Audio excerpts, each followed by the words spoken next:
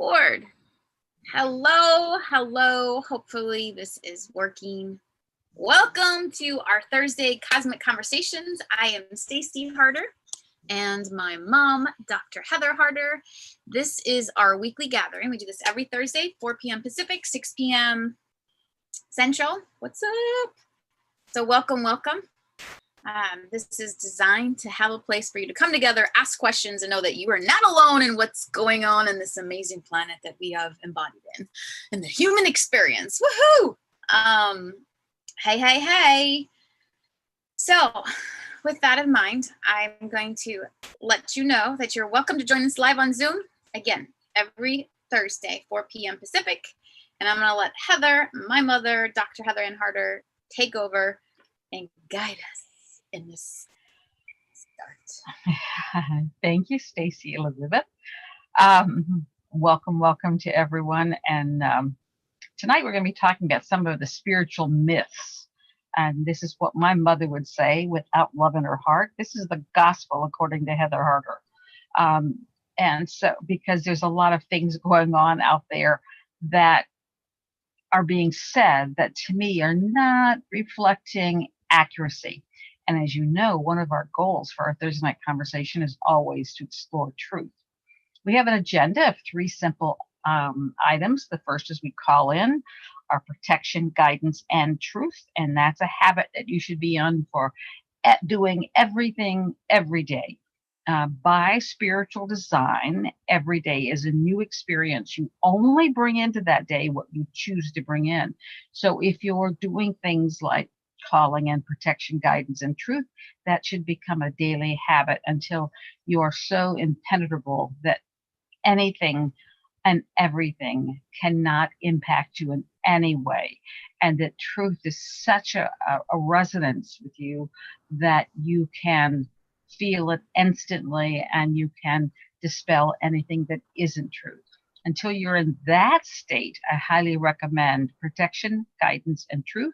Whenever you hear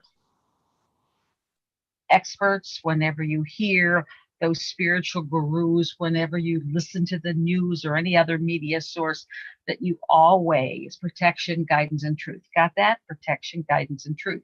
How do you do it? Any way you want. You can see it as a cartoon being wrapped in protection and being guided and always recognizing truth. You can ask for it. You can just know it. There is, because we're a spiritual being, as soon as we set the intention, it happens automatically. How you want to actualize it can any way you want. I create little affirmations that I say sometimes, and sometimes I just instantly send out the thought. Sometimes I see it. It doesn't matter, but it is important that you do it or even agree to it as I say it at all times, because this is an unprecedented point in history. We are being bombarded with false information.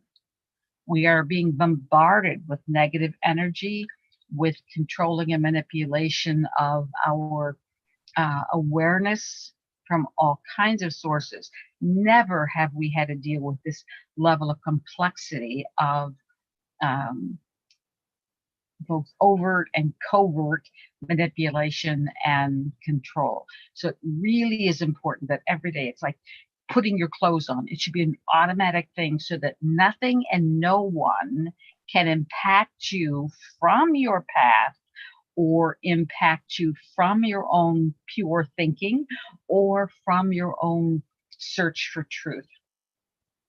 I'll be happy to answer questions on that or add comments, but that's vital. That's our first agenda item. Done. Second agenda item is our little light play. That we are here as light workers. In order to be a light worker, you have to work with the light. And a lot of people have, again, misinformation about what that means.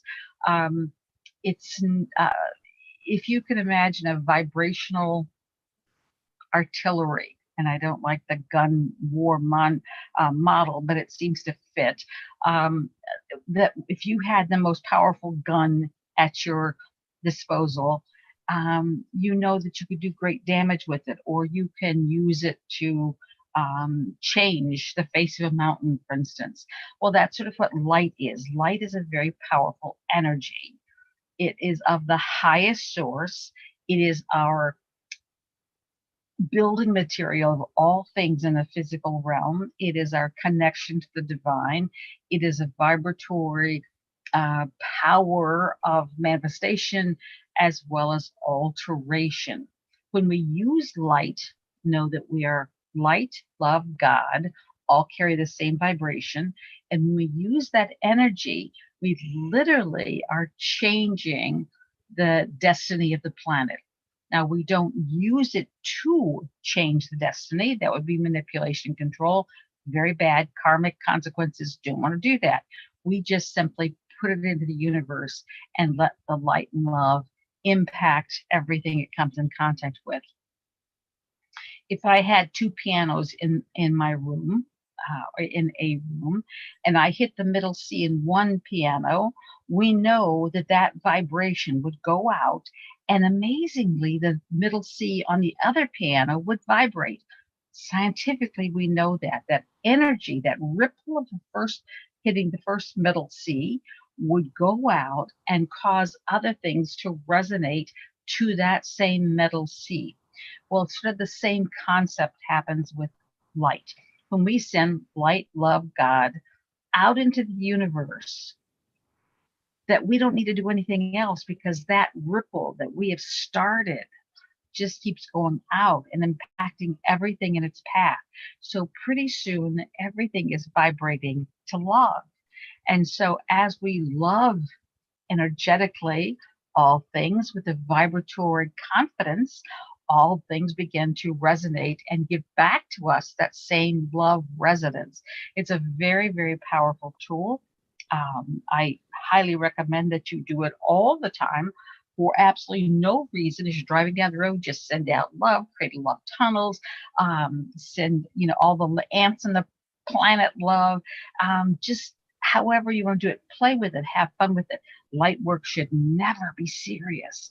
It is about being light-hearted.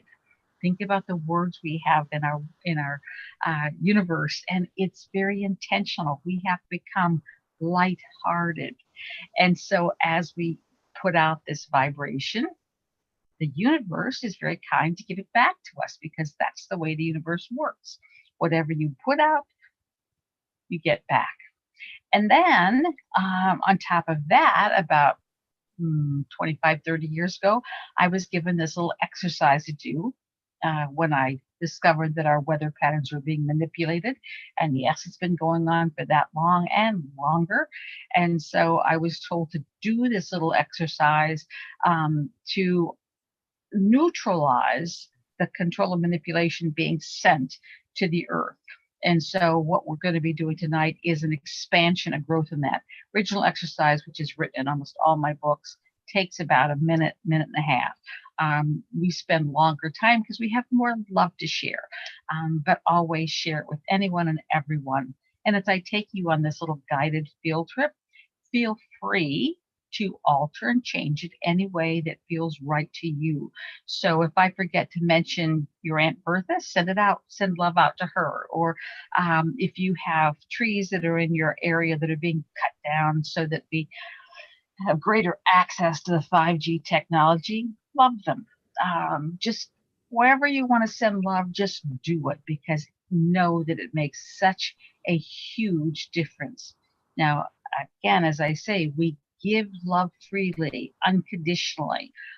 Unconditional means that there's no end game, there's no product, there's no motivation to do it this way. Like I don't give love to Stacy to make her better or to make her happy. That would be manipulation. And that again comes with a big karmic kick. So you never want to send love to someone for a purpose. We just send love, and then however they choose to use it is their business. That's exceedingly important. A lot of healers get themselves in trouble because they're always healing everybody. Well, first of all, my belief is that nobody's broken. Nobody's not their perfect version of what they need to be in that moment, that we're all moving through our lessons. We're all moving through our experiences for lots of different reasons, but they're all part of our individual divine plan. So if you've gone through trauma, yay, you're very brave. And now you get a chance to look at that trauma and release it. It's not that you're broken or defective or you need a healing. And so when I am asked to heal, I will do whatever I feel compelled to do for that healing. Unless someone asks me specifically to heal them, then it's not my business. I just love them. I love them. I love their journey. I love their path. I think there was some country song about the broken road. And I think that's what we're all on. The road that we're walking doesn't make sense to anybody else, but it is divinely perfect for you.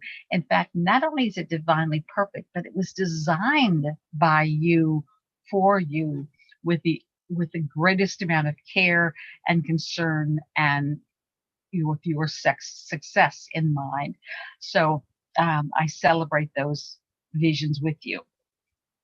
But now we're going to play in the light. And the more you get used to playing in the light, the more effective you'll be, the more fun you'll have. Because again, lighthearted, not serious and somber, and we've got to do this, and we do 14 of these. And, I once watched a spiritual group in Egypt doing this exercise. It was supposed to open some portal, and literally they walked for hours in circles, and they all had this white outfit on with these pipe cleaner halos and doing this same ritualist movement. And I'm thinking, oh my God, they're polluting this energy, this serious, somber, must do, the weight of the world on your shoulders.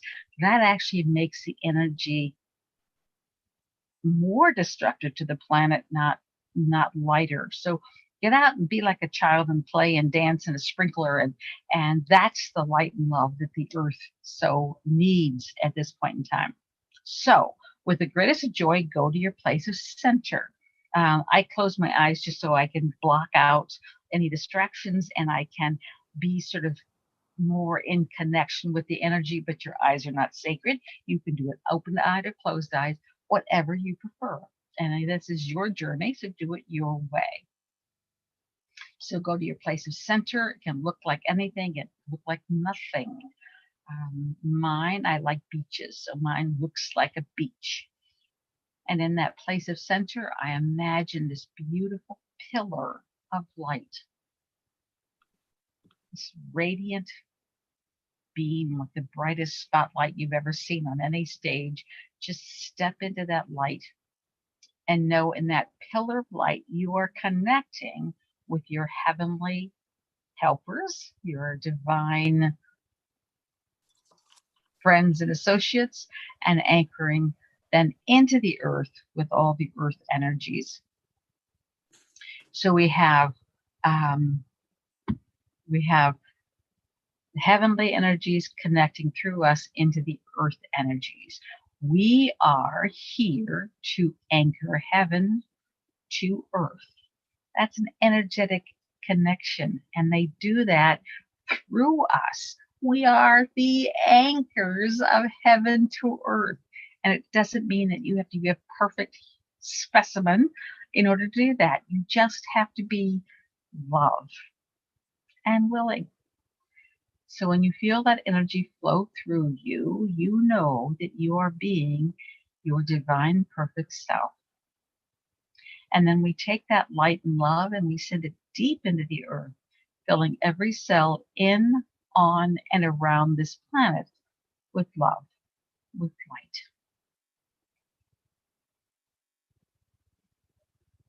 And just feel that energy as it flows around the planet, filling every nook and cranny, every crevice, every space with love. Now I kind of see that love as sort of this pink, iridescent, fog-like essence. You can make it look like anything you want. It doesn't matter, but I just see this this lovely fog roll in and cover and fill everything, transmuting every darkness, illuminating every corner. And then we're going to amplify, just turn up the power, turn up the energy, and see this light and love go out into the atmosphere, just filling our atmosphere. The blanket of covering around this planet is exceedingly important. Just as our skin protects our body, so too does the atmosphere protect the earth. And our job as light workers is to love it. So just see this love that you feel, this gratitude you feel for this planet and the atmosphere being transformed with this love, with this light. In fact, our body mirrors the earth in many, many ways. So as you do this to the earth, you're also doing it to your body. And then we're going to amplify that love and light still and send it out to all the weather patterns. The earth is a living being, and she too must live in balance. Except she's the victim of those who reside on her and in her. So when things get out of balance, the weather patterns are how the earth gets herself back in balance.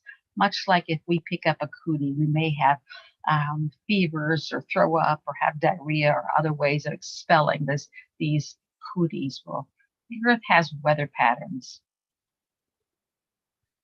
And so just imagine these weather fronts and love them. And whenever you hear the news talking about the weather fronts, love them. And whenever you hear an especially strong one, like a tornado is rolling in, or this is happening here, love it all the more, because those weather patterns are indicative of some place where the earth is suffering. So just love them. I would like you to send love and light to the mass consciousness of the planet. We are all humanity are connected on this planet with this ethereal connection that we lovingly call consciousness. The mass conscious, the collective consciousness, is what lets us all be part of the oneness. As you move into fifth dimension, we'll become much more aware of that oneness. But for now, we're just going to love that collective consciousness. Everyone who's ever lived on this planet, everyone who ever will live on this planet, everyone who lives on this planet now is impacted by the collective consciousness. And the more love you put into it, the more we're all connected with that magic ripple. Love really is the unifying force on this planet. And we don't have to do anything except be love.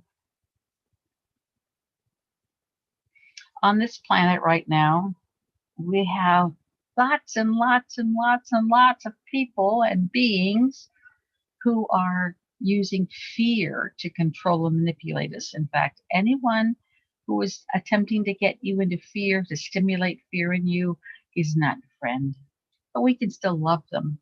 So I'd like you just to imagine all those on the planet who are attempting to control and manipulate humanity through fear or other means, that we just bombard them with love. Little love bubbles surrounding them, love bubbles, love threads going to them. Those who are trying to manipulate the weather patterns or manipulate the atmosphere or the earth herself, we're just going to love those people.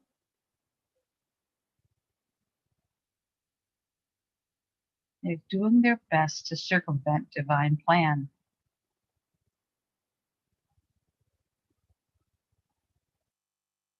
And it's impossible, but they can attempt it. So we're going to love them in their folly. Just love them. On this planet, we have lots of influencers. We have political influences, business influences, social media influencers, people who are intentionally doing their best to influence other people. Sometimes they're doing it out of good intentions, sometimes not so good intentions. But we want to love all the influencers, just see them being surrounded with love, surrounded with light, so that your love be a part of these influencers. Now, it'll be their choice whether they use it or not, but the more they have it, the easier it'll become to use. And of course, we're living at a time where COVID is alive and well and being used to control and manipulate humanity. And so our job is just to take that virus and love it, surround it with love, surround all those who create it, sell it, make money off of it, or using it for their own personal gain or gratification. We're just going to love them all. Anyone who's had it, anyone who is playing with it or affected by it in any way, we're just going to love them. It's been a great teacher for this planet. And of course, we love our teachers.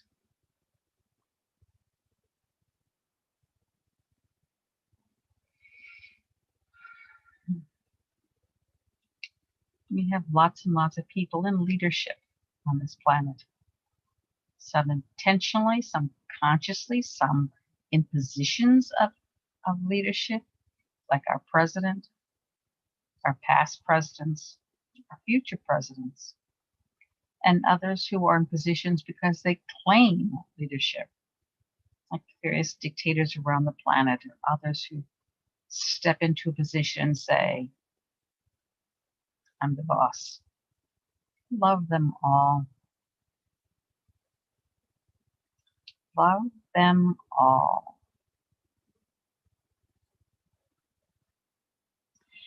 We have so many kinds of sentient beings on this planet. We recognize humanity. Many people recognize the domestic animals on the planet. Many people who work with the horses and the other creatures who are not quite so domesticated also recognizes their level of sentience, the level of consciousness. Right now, I would just like you to love all those on the planet who are here to help awaken humanity to love. And we have all kinds of beings on the planet who are not human. At last count, there were 52 varieties of what we would label alien species. But some have been here longer than we have, longer than humanity has been here, so just love them. There's some that are working for their own agenda and some that are working for the greater good. Just love them all. You don't have to do anything but love them. Divine plan takes care of everything. And if they're working from a personal greed or gain motivation, karma will get them. You don't need to worry about it. Just love them. The details of this planet have been worked out to incredible degree. It is truly divinely perfect. So just trust that everything will work out in the end. And if it's not worked out yet, it's because it's not the end. Just love it. Just love it. And not only on this planet, but we have lots of heavenly helpers of all kinds of forms who are working for the well-being of this planet. This is an incredibly huge, almost civil war, if there's a cosmic civil war for the dominion of this planet. There are those who are working for free will and human sovereignty, and others working for human enslavement and a hierarchy where some are considered smarter, more powerful than others. Just love them all. And we ask the angels and divine team to do whatever's necessary for the greater good. So all you need to remember to ask for, just whatever's for the greater good. And to let each of us know our role in divine plan and be courageous enough to act on our own knowing. This is a time where you really need to know yourself. You really need to know what your inner truth is. And that alone should guide you through the waters of this planet. Everything is divinely perfect. And we give great gratitude to all those who are working on behalf of this planet, all the light workers who've given so much of themselves to be here to make a difference. And we give permission to the angels to use this love in any way that supports this planet and its people, to give it freely to anyone who needs it or wants it.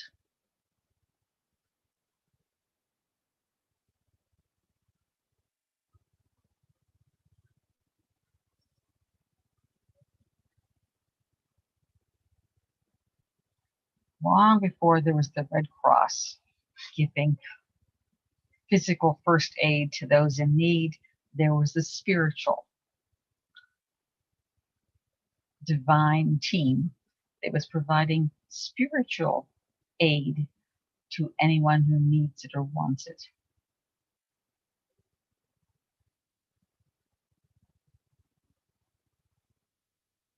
And then, of course,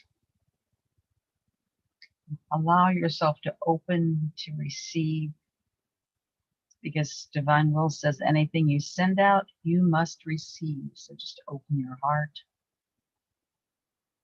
to receive the love, the courage, the trust, anything and everything you need. Feel it go through every cell of your body. Feel it penetrate your DNA. Feel it balance.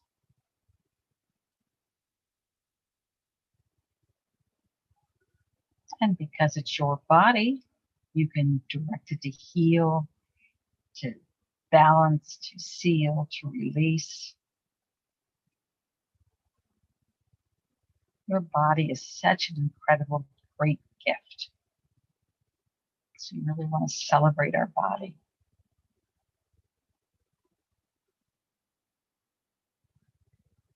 To tune in, to love our body. The more you open yourself to receive this love, the more easily you can share this love. Give yourself permission to cut away any of the karmic ties that anchor you to old patterns, old thoughts, old beliefs, old behaviors, old relationships that no longer serve you. Just see them as strings that you cut yourself free from. It's only free will that allows you to keep yourself anchored to these weights. If it be your choice, free yourself from these tethers so that you truly can be free to fly. You're a heavenly being, capable of all things, awakening that in your consciousness, awakening that in the very core of your beingness is important. You are divine. And in that, you're divinely perfect.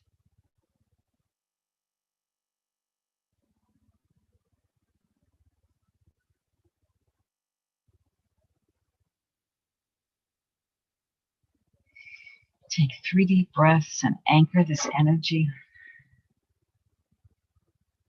I'm just going to sit for a couple minutes and see if there's a divine message for you. You have to listen to the divine in order to get your messages.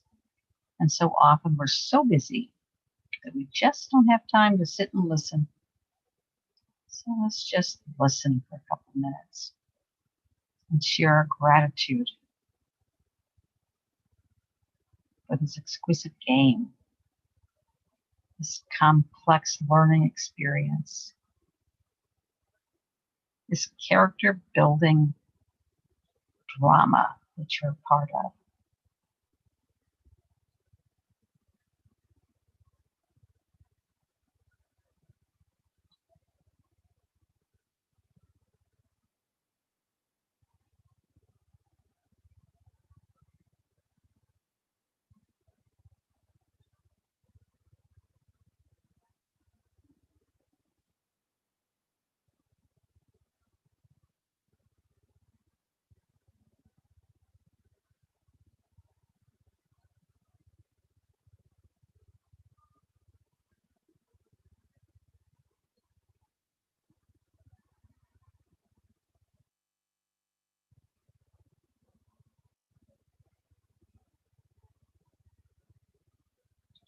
There are many that would have you believe that God speaks in a booming voice, like lightning bolts from heaven.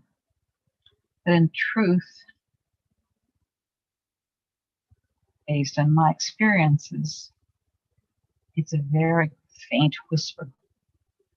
If you're moving around, or busy all the time, you don't hear it. You have to have moments of quiet, moments of receptivity, moments of reflection. 5 minutes, that's all it takes. You have to intentionally sit down with a glad and happy heart and welcome this very wee small voice.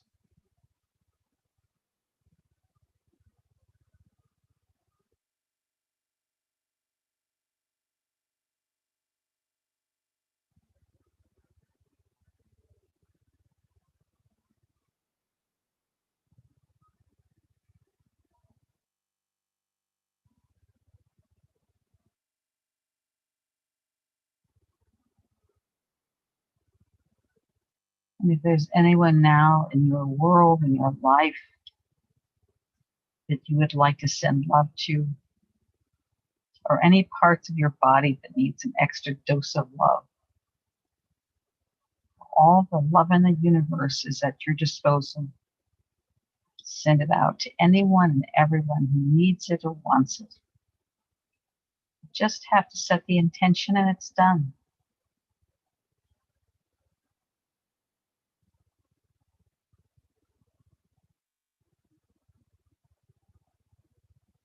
Know that you are all powerful. You are all capable.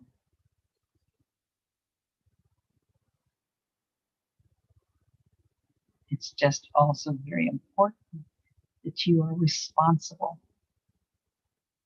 and knowledgeable.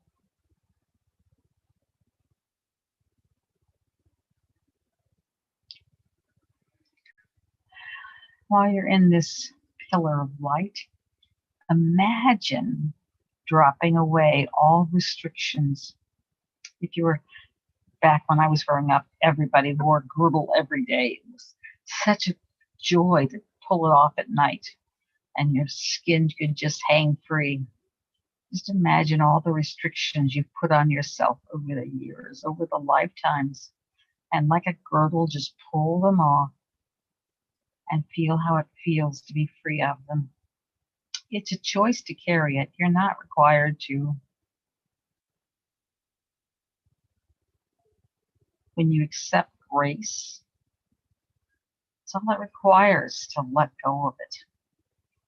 Grace is just the ability to learn from your experiences without having to go through karma. It's not a special gift. It's not a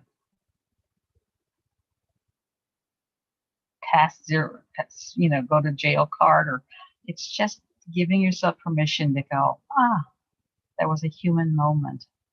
So give yourself permission to pull away any restrictions, any limitations, anything that doesn't serve you, like old ragged clothes, no longer suit who you are.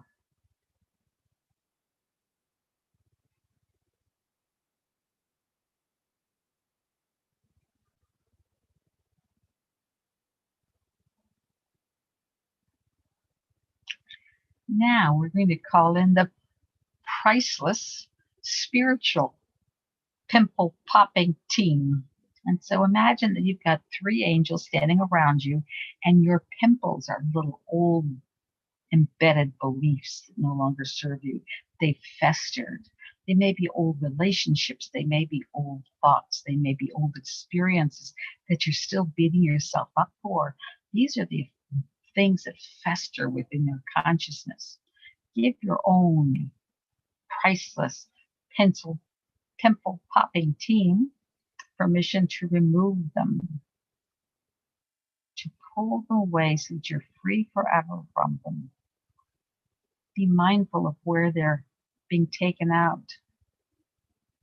I'll often tell you a bit about what they are, but you don't need to know what they are. You just have to be willing to release.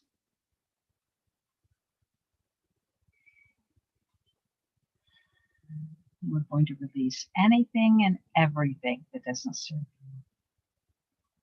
Any implants, any mechanical devices, any attachments, any spiritual energies that do not serve your greatness. Just let them go.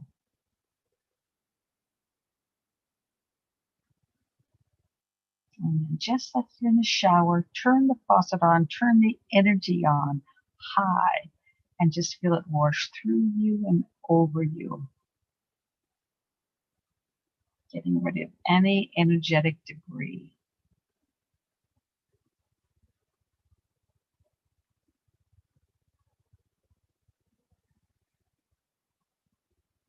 And then feel yourself flooded with gratitude to the people, places, the things that have served you over the years, the happy moments. It's easy to remember the icky moments, but there's always happiness in there too. So just be grateful for all the things in your life, past, present, and future. And feel how you feel as you move into this gratitude.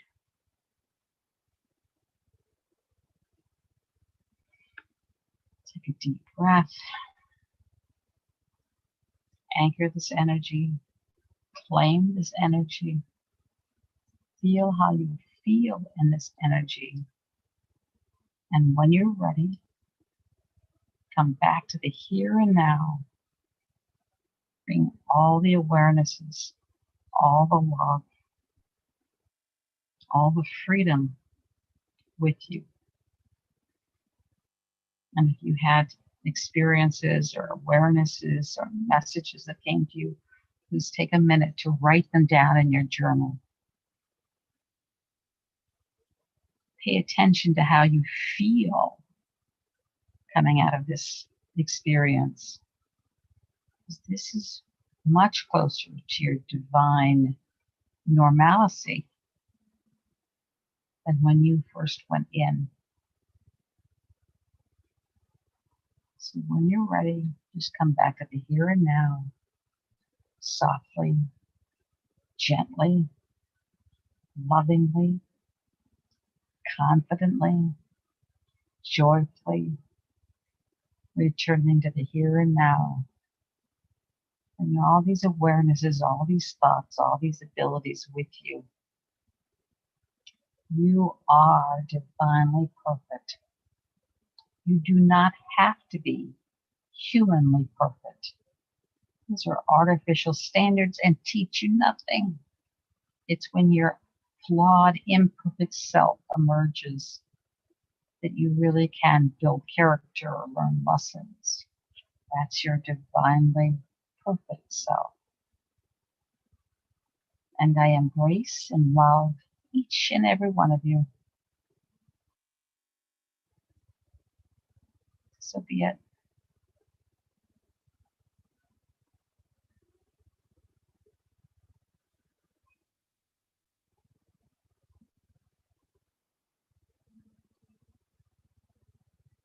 You have a journal, do write down how you're feeling, because the more you can capture the thought of how you feel, the more you can bring it back at will.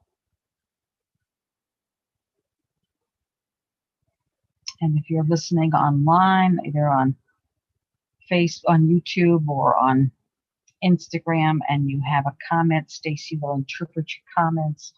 She will ask your questions on your behalf. And then, of course, if you want to join us on Zoom, you can do that as well. Our Zoom number is 428-733-218. And that's the same number we use every Thursday night for our cosmic conversations. Nothing is off limit.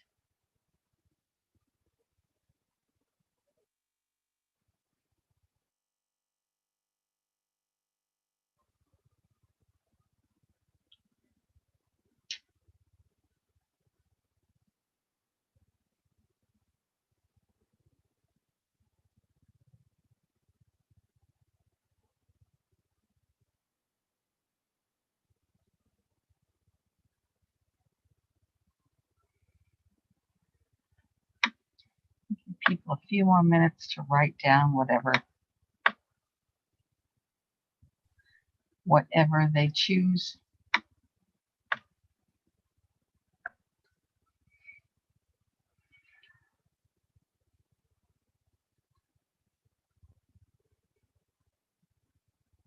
Stacy, do we have any comments from the online crowd yet? Not yet. Just Mayfer saying, hey. Hey. That felt really deep today. It did. Me too. I'm amazed for me how much the stress has been energetically in my field. Well, just again, knowing what you're going through in your life, look how much resistance you've had to it. That all creates stress. The dissidence of resistance. The more you can surrender, no stress. Stress is a choice, a reaction to the world around you. Don't react.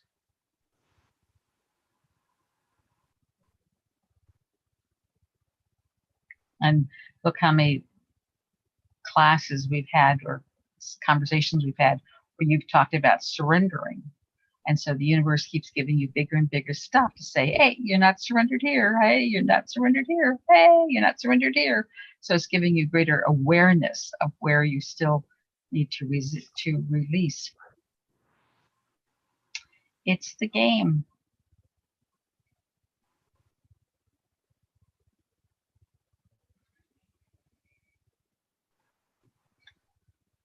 Jennifer, do you have anything you want to say or ask? Please. Yeah, it's always hard to talk after because I'm just so centered. I feel really centered, peaceful, serene, light, calm, sleepy. Yes. This is actually when the Bible talks about the peace that passes understanding. This is what that feels like. This is the peace that passes understanding. And this is a vibrational upgrade from when you first got on the call. Life takes and sort of solids us down. We then stretch in exercises like this. And for those listening online and those here, this can be accessed on Stacy's YouTube channel, Stacy Harder, STACIEHARDER, and it can also be accessed on her Instagram channel. And you can listen to this as many times as you want. You can make a recording of it and play it over and over on your phone. And every time you do it, you'll go a bit further because we're stretching our upper limits. And that's the glory of it. And that's why each week that you're here, you literally can feel a little bit more peace, a little bit more serene. And the goal is not to come down again. Don't come back to the reality, just keep stretching. what did you call it in the Bible? Peace of, Well, the Bible talks about a peace that passes understanding. oh, And this is that peace that passes human understanding. It's a vibrational state. beautiful. Thank you. You're welcome. Anybody else have anything they want to say or ask? Okay. Josie? You have to unmute.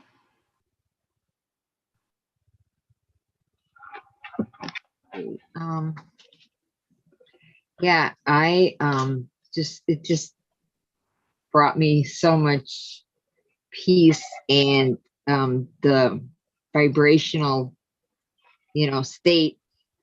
Oh my gosh, it reminded me of how I usually get messages is a lot of time, because I do a lot of connecting when I'm alone in the car, and I'll ask questions, and I'll get a lot of answers through songs.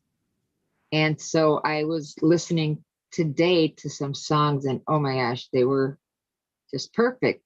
And what they were telling me about what's to come. And I was just so, grateful, and just thinking of, like prayers are being answered, and it's just so amazing. And the feeling that it gave me was like, oh my gosh, like this is really going to happen, and this is happening. And trying to put the right words to it, but it's like, it was so powerful. And then it came over me like, oh my gosh, I am just so thankful. And then I was just like in tears, like this is so amazing, and just continue the course. That's it. And no one knows what that course is. That's why we have to step out in faith in that blind trail that we're all individually on. And three people can't be on the same trail. They may be, but probably aren't. So you've got to always be brave enough to walk your own path. I've heard from many light workers say, I always feel so alone. Well, so what? Keep going. Your path isn't like anybody else's, but you have more spiritual teammates than you can fathom. So just continue on. If you feel like you're alone, oh well, keep going. If you're feeling like you're connected to the universe, it's probably a healthier place to be. But we're all on an individual path that will not be replicated for everybody else. The journey I've taken for the last 30 years to be here will not be a path that anyone else in the whole universe will ever traverse. Exactly like mine. And you got to be okay with that. Move in confidence. Stacy, you look like you're reading. I did. Esme said, I had a dream a white owl was in the dark. Behind it was sacred geometry, and it was calling my name. I woke up wondering what the message was for me. First of all, owls are always messengers. All birds, in fact, are messengers, but owls especially are messengers. So if you get an owl in any kind of symbolism, that's really important. Or if owls are showing up in your life, that's really important. Sacred geometry is something I don't follow, but it is a 6-dimensional language, I'm told. And so, and with the 6-dimensional language, with the 6-dimensional vibration, you are experiencing it, you're getting it, but it doesn't translate to words. So, for instance, Reiki symbols are 6-dimensional language. You can look at that and you can feel something, but it won't translate into words. The same thing with music or songs, that you can hear music that just transcends your human experience, but you can't put it into words. Those 6th dimension is when we move beyond the language of our speaking, and just trust that whatever was, you got the message, even though it doesn't make sense in a language form. Same thing with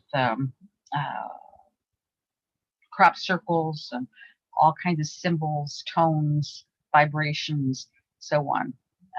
It's part of our evolution. And remember, we're moving from third dimension, three-dimensional reality, into fifth dimension, which is that reality of oneness. And in order to get to that fifth dimension, there'll be lots of people who have to move into sixth and seventh dimension in order to vibrationally raise the average on the planet. And there'll be a lot of people who'll be dying, and it's all part of the necessary shifts that are going on the planet right now. And I had someone on Facebook who was all bemoaning that her father died and left her the house, and she just didn't know how she could move into his house when he's dead, and especially occupy his room. And I said, it's a soul graduation. You know, if someone moves off to college, you wouldn't go, oh, I can't possibly use this room ever again. We'd go, oh, they've moved on, yay. And it's the same thing when someone dies, that it's their soul graduation. They finished up their lesson on this planet. Now they're moving on. Yay. Let's celebrate for them and then make the most of our life experiences. If you don't want to take your father's house, I'll be happy to. I have no problems. Got a few haunted houses you don't want to live in? No problem. Give it to me. I'll take care of it in a breath. Anything else? Elle, you have anything you want to share or reflect on? I have- Oh, go ahead, Josie. No, go ahead. You go first. No, I was just I'm always so at peace after we do that exercise. It feels so good, and I see that everybody's sitting on a desk, and I get all situated. I turn the lights off and I lay flat, so I really get into it. So, but one thing I noticed that I've done the past couple times is I take my hands and I like rub them over my eyes at the end. It's in a circular motion. And I don't know why, but it was like this innate reaction. Almost like a healing reaction. I don't know if anybody ever had that type of experience before. I don't, but just trust your body. Yeah. You may be needing to have that experience. Putting your palm of your hands over your eyes and just holding them there is an extremely powerful energy source. I don't know what it does. I don't have to know. I just know that many times I feel like doing it, so I do it. Yeah. It's the mind that wants to understand. And this is not a time for the mind. This is a time for the heart. So we just trust. Yeah. Thank you. Thank you. You're wonderful. Now we've gone from the first agenda item, which is our protection, guidance, and truth. We've gone to the second agenda item, which is playing in the light. And then now we're in the third phase, which is now just cosmic conversations. Anything you want to ask, if you're online, you can write it, or you can join us on the Zoom call and you can talk out personally. And it's just then whatever is going on. These calls are meant to give you confidence and support and tools to live in your physical body as a spiritual being. And it's one thing to say, oh, we're a spiritual being having a physical experience, but it's another to go pay your mortgage and work with your boss and deal with all the human things that were demanded of us. And so it's just meant to be a support to the process. I'm told it's necessary. I was suggested that I offer these, so here I am. We don't have an agenda, we just have an open dialogue. Thank you. Our friend said, I think this is our soul family all week, and always sending you all love and just feeling grateful. And who said that? Our soulful intimacy, which I believe is Gosha. Okay. We're so glad you're with us. Pronounce her name. And it's amazing how many countries around the world are impacted by this.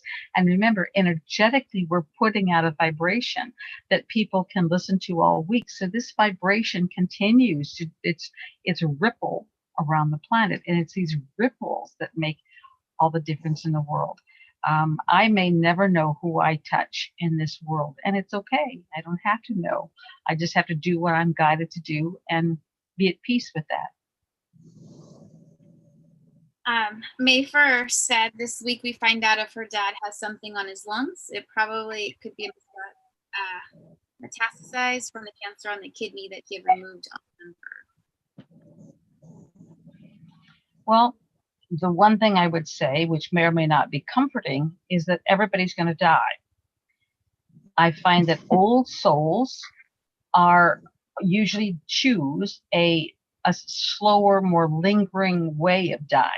Cancer is a typical old soul experience because it allows everybody else to get comfortable with their passing and get comfortable with releasing them.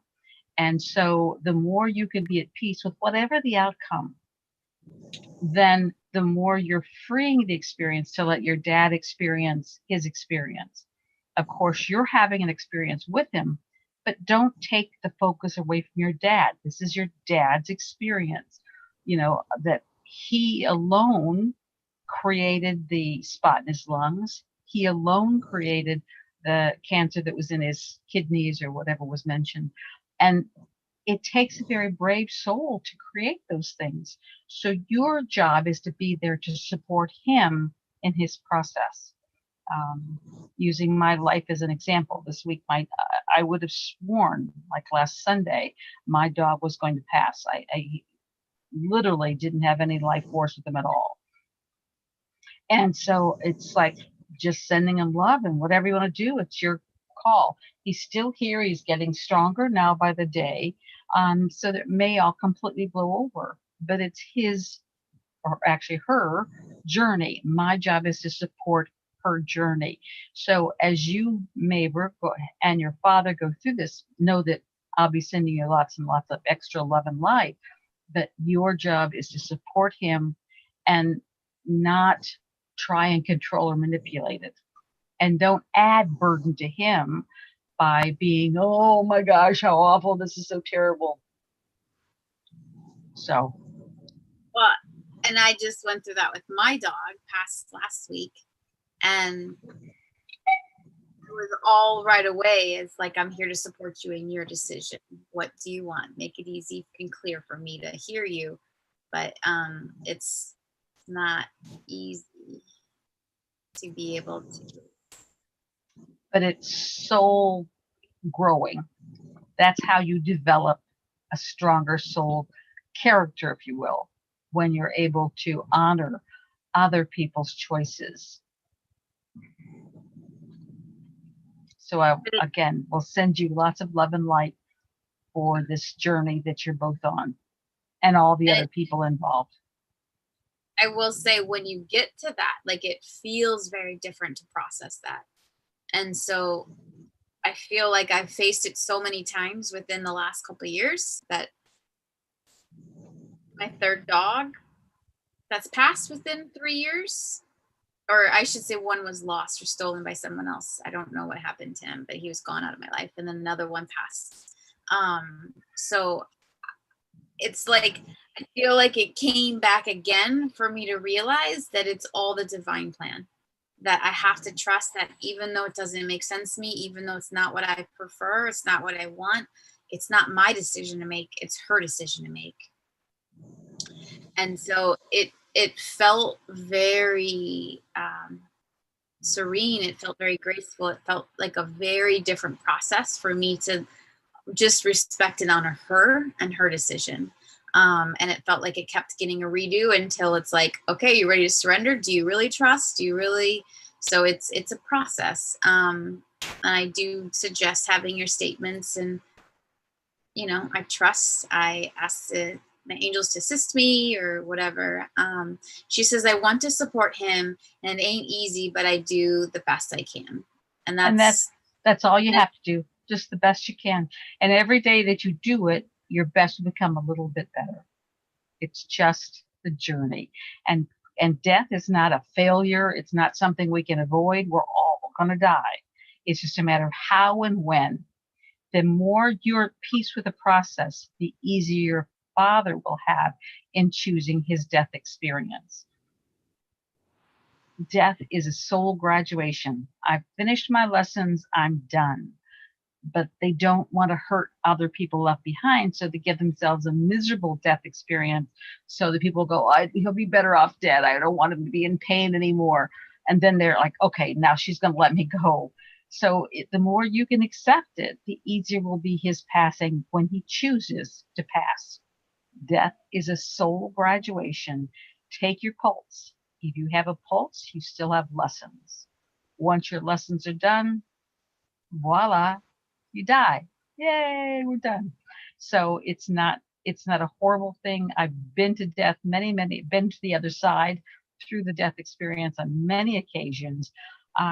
So much easier. I've guided people through the dying process, taking them, as some people say, the rainbow bridge, whatever your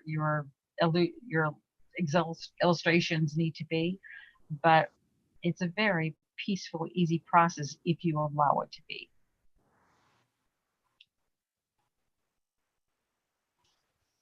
And then is there a big party over there afterwards? No, because it's mean, like it's like sometimes depends on what your life is about. If you've ever, like, I'm sure when you jumped out of the airplane with other people, as you jumped out of the airplane and you landed with your parachute, people ran up, go, oh, congratulations, yay. If you've gone through a really harrowing experience in your physical body, you'll get a welcoming committee that goes, yes, you did this. It's so wonderful. But usually it's like getting off an airplane in another city. It's like, yep, you did it. We're here. Yay. And I've traveled the world and I've never had a party waiting for me when I get off the plane. So okay. It's just we make it a big deal, but it's not a big deal. It's just a part of the life, because this life is a blink in the cosmic eye. If we understood, and if you want more about my experience with death, read Exploring Life's Last Frontier, The World of Death, Dying, and Letting Go. That book right there is all about the dying process. But it really is. This is Exploring Life's Last Frontier, The World of Death, Dying, and Letting Go by Dr. Hada. Okay, when are you going to read it to us, Stacy? When you're living, how you are when you're living is very much how you're going to be when you die. You just don't have a physical body. But if you're a junk collector and a holder-oner and you hate to leave one place and you're always so homesick for another place, you're going to do that when you die. And that's the people who got sort of locked up in the earth plane. So you want to be able to just let go. It's not important. Yes, Stacy, your fingers are up. Yes. Gosha asked, is there a reunion once we die? A reunion with family that we may have had on earth? Yes, there's reunions. No two are alike, and it depends a lot. Sometimes the people who are most important in your life are the ones that you would say are the enemies. I hate this person there. But when you die, you realize they agreed to play that role, and they can be your greatest friend in the spiritual realm. You'll always have a group of people who help walk you over if you allow it. Again, we have lots and lots of earthbound entities who have not transferred over because they refuse to acknowledge they're dead. When you're dead, it doesn't feel like you're dead. I mean, we expect, oh, okay, I'm 73. I don't feel like I'm 73. I feel like I'm 30. I like 30. So, but I know physically I'm 73. The same thing happens when you're dead. You don't feel like you're dead. It's like, no, I'm not dead. I'm 30. I'm still here. And so a lot of those people who have a hard time accepting the reality of the situation get stuck. And you'll see them going through that, especially if they die in a lot of emotional distress, you'll see them patterning that out over and over again. And I highly recommend that when you meet these people or feel like these people there, call in the angels to explain to them, because again, they can't do it themselves. And you could explain to them, but the angels can come in, and when you put it out in the universe, it sort of makes them aware of, like, looking around, where the angels, and the angels then come and explain and can help transition them to where they need to be. And that's the words I use, to go where they need to be. And so you just don't want to be one of those people who are caught. And people who are so hung on to their things. Oh, I couldn't let my house go. I couldn't let my beautiful antiques go. I couldn't let. They get stuck in this shit. And if you're a hoarder and you have to have all your your garbage, your stuff, it's a good chance you'll stay with your stuff after you're dead. So you'll live in your hoard forever. It's just how you're ever going to be. And if you want to live in your hoard forever, okay. It's totally Jane Addams, who obviously was one of the president's wives, who was the first woman with first presidency to actually occupy the White House. It was still under construction, and she hated it. She hated it because it was half done. There was no sewage control, so just all the sewer was running around the White House. It was a big sloppy mess. And so she would have to do her laundry, and then she hung it up in the East Room. And everybody who witnessed it said she complained and she hated it and and she just did not like living in the White House.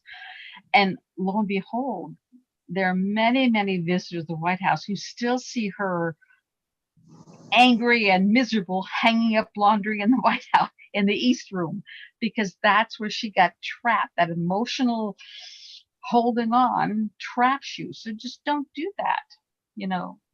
It's okay if you do, but it's just not fun. Say you go to the battlefields of Gettysburg, was just incredible, and you still have soldiers fighting the Civil War. Well, we have people who are alive who are still fighting the Civil War. So don't get trapped in that. Just recognize that everything is divine order going. Jennifer raised her hand earlier. I saw her configuration. So let's see if Jennifer has something to say, and then we'll come back to you, Stace. I was just sending some love and light to help me. Neighbor? In or dead. Yes. Yeah. Yes. Okay. All right. So 2 hands are light and love. 1 hand is raising your hand. So I know the signals. Okay. And I would say also, when you go to that too, when you're in that process of crossing over, you do have a lot of spirit people dropping in, I think, to be in that bridge. You can. It depends on the person. It's very individualized. It's I don't even know what to compare it to, but for many people, when they begin to fade in and out, when you'll find when people are dying, they'll sleep a lot more.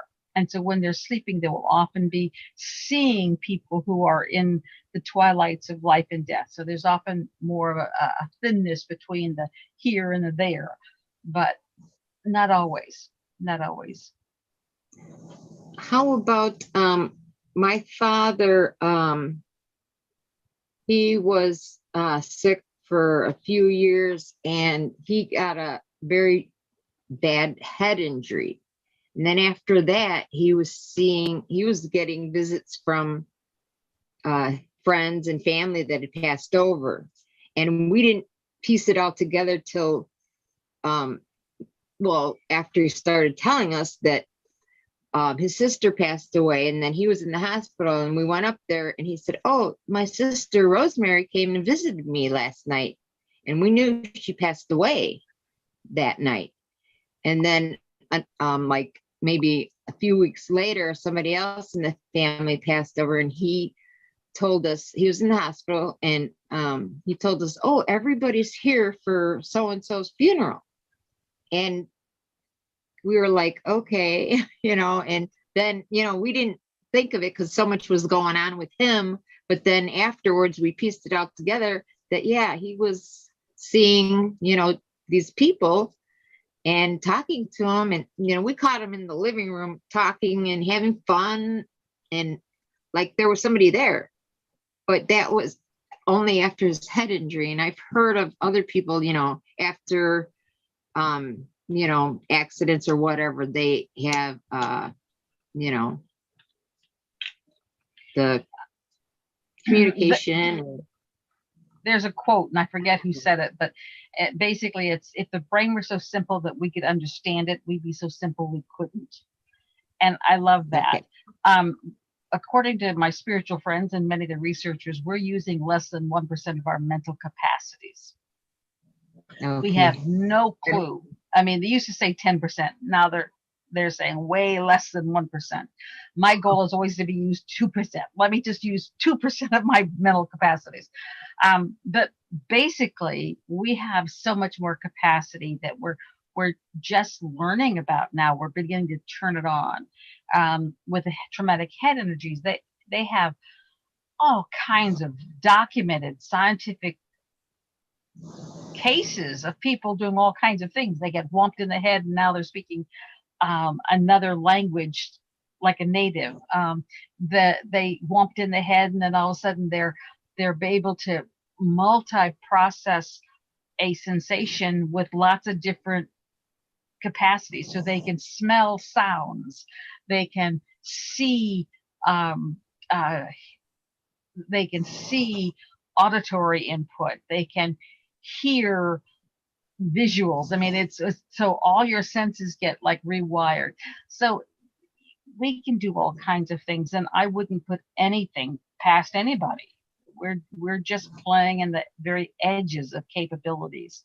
And then this time we're getting a lot more activated, because I know my stuff is way more activated where I'm like, okay, so and so, and then literally the phone will start ringing, and Mhm. like you'll just know things like, oh, so and so's thinking about it, and then all of a sudden the text will come in. So I know that senses is starting to come in a lot bigger and clearer.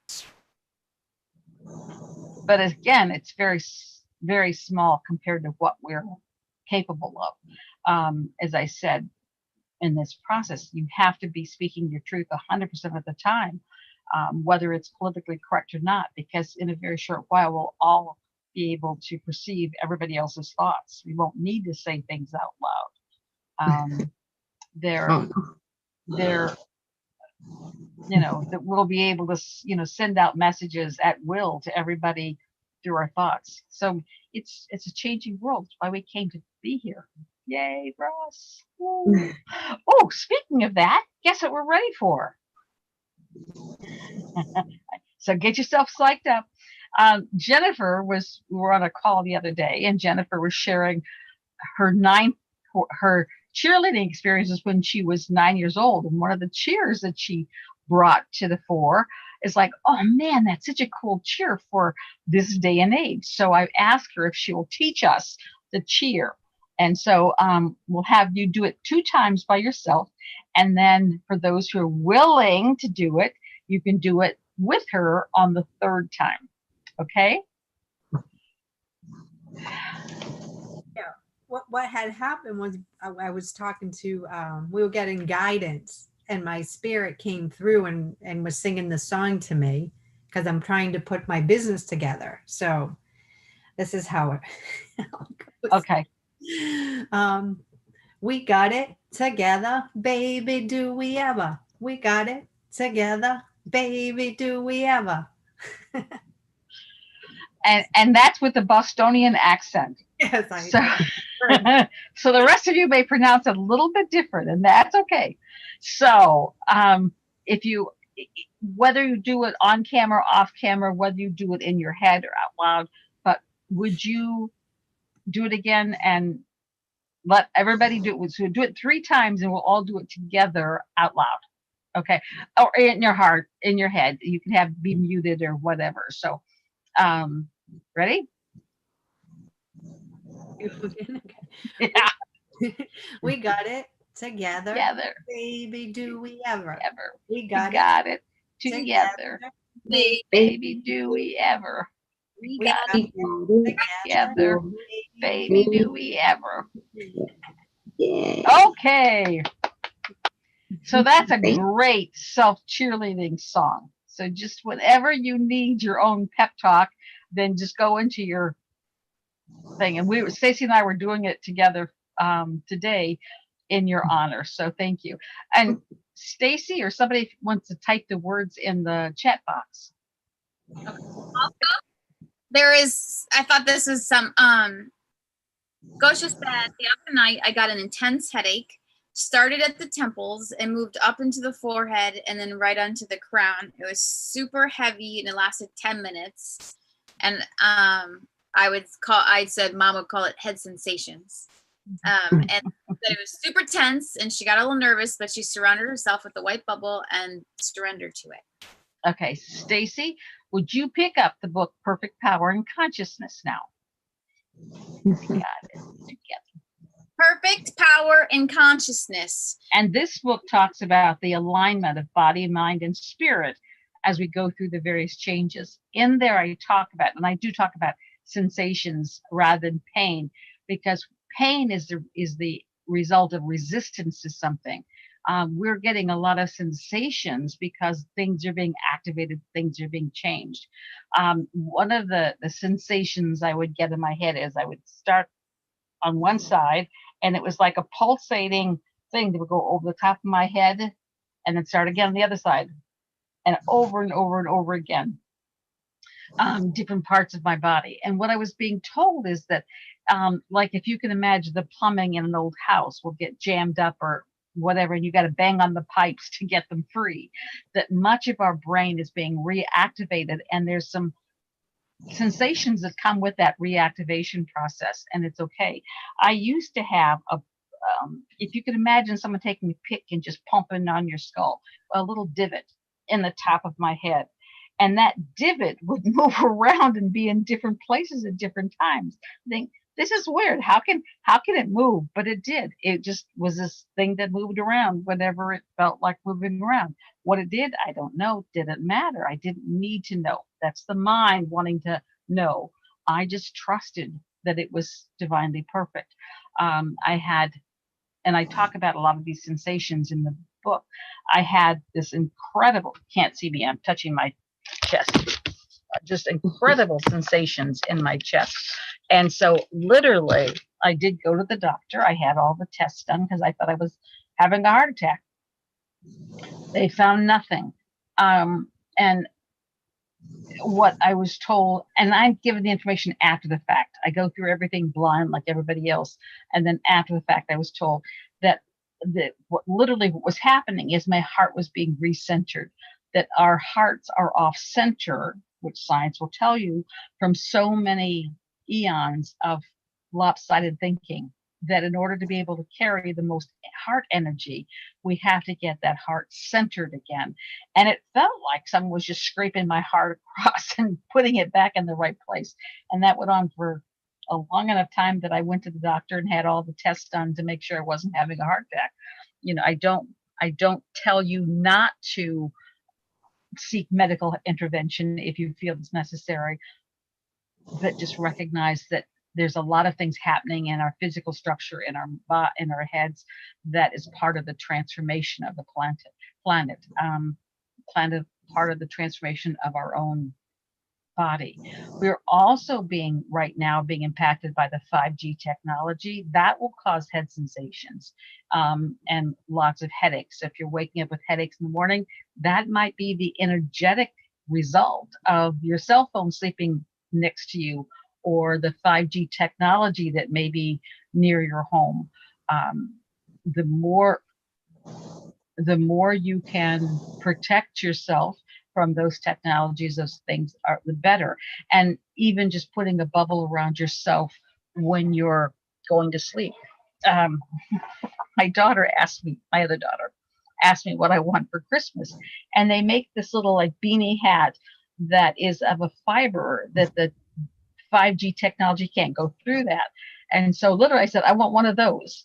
And it was shipped from God knows where, I think another planet. But even though it was ordered well before Christmas, it just came in and I haven't even got it yet.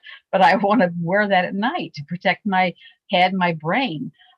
So just recognize also thoughts are being sent to us in the energetic form to control our thoughts and our ability. So just use discernment. Sometimes it serves you, sometimes it doesn't. If you ask, you'll know what to do with it. But you have to be able to listen and follow instructions. So, anything else, Stacy? Do you have anything in there? She said, I'm finding myself being wide awake and then less sleep and then feeling energized in the morning.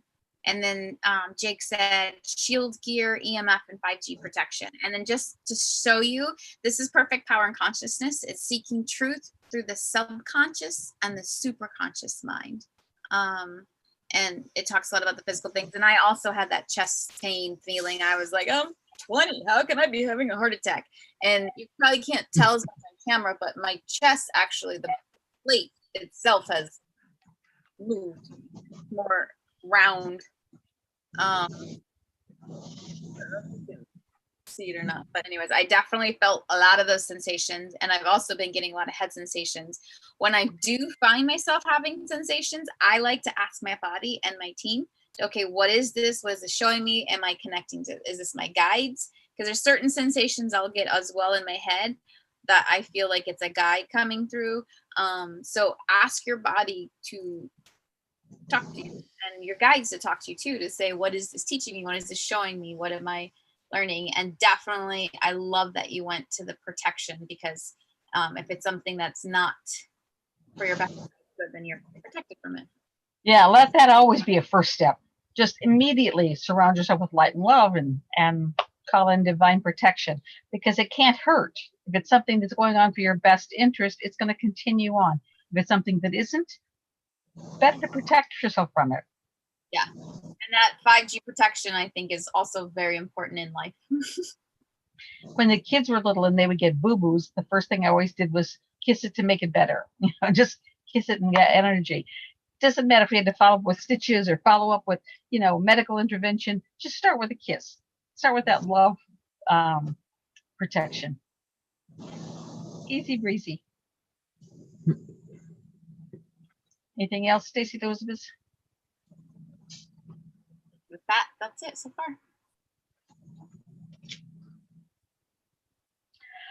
far. Okay. Jennifer? Anything?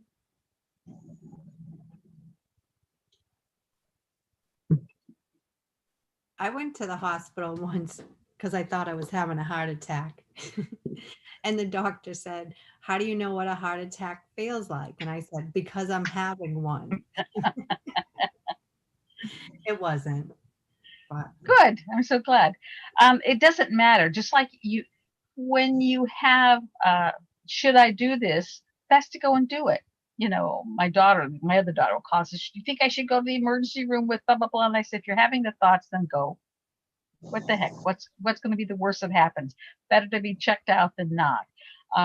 But if it's a spiritual thing, it's not gonna stop it. What stops it is the chemicals. If you take a pill to stop something, for instance, when you're changing vibrations, you'll get a lot of diarrhea. You'll get a lot of purging of the old cells. Well, if you take something to stop the symptom, you literally stop the progress. So I do tell you to check really carefully before you take something, like, for instance, take an aspirin or take an Excedrin to stop the pain for your headache, then you actually stop the progress. So it really is important that you check it out thoroughly before you try and stop it. Now, if you're having a heart attack, take whatever you need to take. But if it's just the heart sensations, then you don't want to take the chemicals that stop the progress, because you can't get there from here until you've moved through the progress. Does that make sense? That diarrhea that you just talked about it's totally true. And so they said, let it flow, haha, time for ascension. And we talked. Wait, you're going way too fast on. The first thing, okay, totally true. Thank you. Now, what was the next thing you said? She said, let it flow, ha, ha, ha, time for ascension. And I was saying, one of the things that you always talk about that I think is a huge practice that I started doing months and months ago is when you go to the toilet, whether it's one or number two, every time, just intentionally, I bless, and then I ask to let go of anything that no longer serves me with ease and grace. And it's just like so much nicer. And when I do feel resistance, I can feel in my stomach, then I just kind of talk to my body like, it's okay. What are you showing me? What are you teaching me? What can I do for you?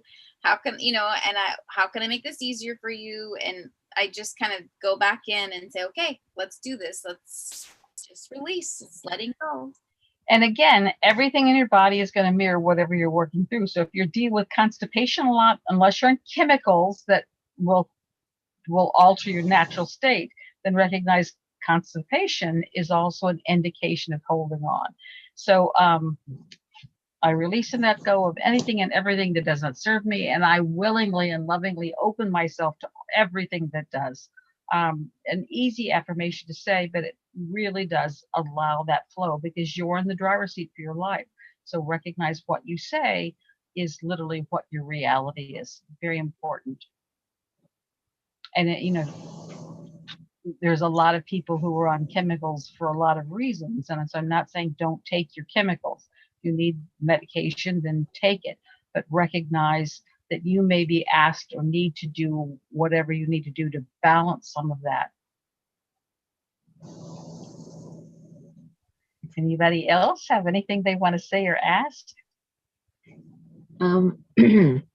I've been coming across things like they've just been showing up on my phone. And then somebody was talking about the sixth dimension. Well, last night, all of a sudden on my tablet showed up the, I think it's called the Merkaba, the, symbol. Yeah. Merkaba. That symbol. Yeah. That. And I was like, wow, what did that, come up for? And it was stuck on my screen, and then it came up like as puzzle pieces, and I was just like, I don't know what to do with this, but I don't somehow do anything. Just allow it to be. Because again, if it's supposed to give you a message, it will. Your job is just to be open to it. Be open to it. And most of us are shut down our mind. I don't understand this. Why is this happening? And we put all this energy into the resisting of it or trying to fit it through a funnel so it makes sense. Our mind can't comprehend most of what we're going through. And if you try to make your mind understand, you'll water it down so badly that it won't be what it needs to be, or you'll just lose it because our mind cannot. I still get information. It's like, okay, because I cannot wrap my mind around something so big and so jarring. I just have to trust. And I'm still getting little pieces. You have a lot of light coming out from the left side of you. It's all light from my view. Well, and that could be light bulbs. I mean, okay. It is. I haven't been issued a halo yet that I know of. So, but it looks cool. And then sometimes it's like a whole part of you. Yeah, my daughter does my lighting technology from afar. Add this, do this, that. So it could be a light bulb. It looks cool. But thank you. We'll just take it. Yes. It's glowing. Somebody mentioned, I think online, about the ascension, and I get a lot of stuff from different people on the ascension, as if the ascension is like a one and done kind of experience. Oh, I ascended, or this is what the thing is for the ascending. It is a continuous process from the time you begin your awareness to your death. You'll keep growing until you die. You never finish the lessons. When you finish the lessons, you die. Ascension isn't completed on this planet. You don't get to this place and stop and say, I'm done. Like if I drove my car to Indianapolis, for instance, I could get to Indianapolis and I could turn my car off and said, okay, I've arrived. There's no arriving with ascension. And a lot of the spiritual teachers that I've been exposed to have talked about it as if it's a one and done experience, or the same thing with awakening, as if it's one and done. I'm still awakening to new levels of knowing, to new levels of consciousness. It's an ongoing process. It's One thing that you've been talking to me about too is how much I'm on my phone, how much I'm blah, blah, blah. And because I'm having to uprun and move, I've been doing a lot more stuff, which means I don't have my phone on me as much. And I had to go get an oil change, and it's a car wash oil change place together. And so we're sitting outside and it's a beautiful day in LA. And literally I just did some meditation and grounding, and like, I'm just kind of in my vibe. I was reading a little bit first, and then I just did that. And then I opened my eyes at one moment and every single person's on their phone, and I energetically could feel it just, it's like it literally, yes, it's reading our thoughts. Yes, it listens to everything you're saying. But I really, truly believe our phones are designed to keep you limited, to keep you asleep. all right. Hold on a second. Or just stop. And I want you to say that again, because how long have I been sharing things like this and you fought me tooth and nail? It's been little increments so that we've made progress with you. For you to recognize that is huge. And you need to congratulate yourself, because now you know it as your truth. And it's very important because that people hear that, because every single person is giving their power to that technology. So say it again. You realize how.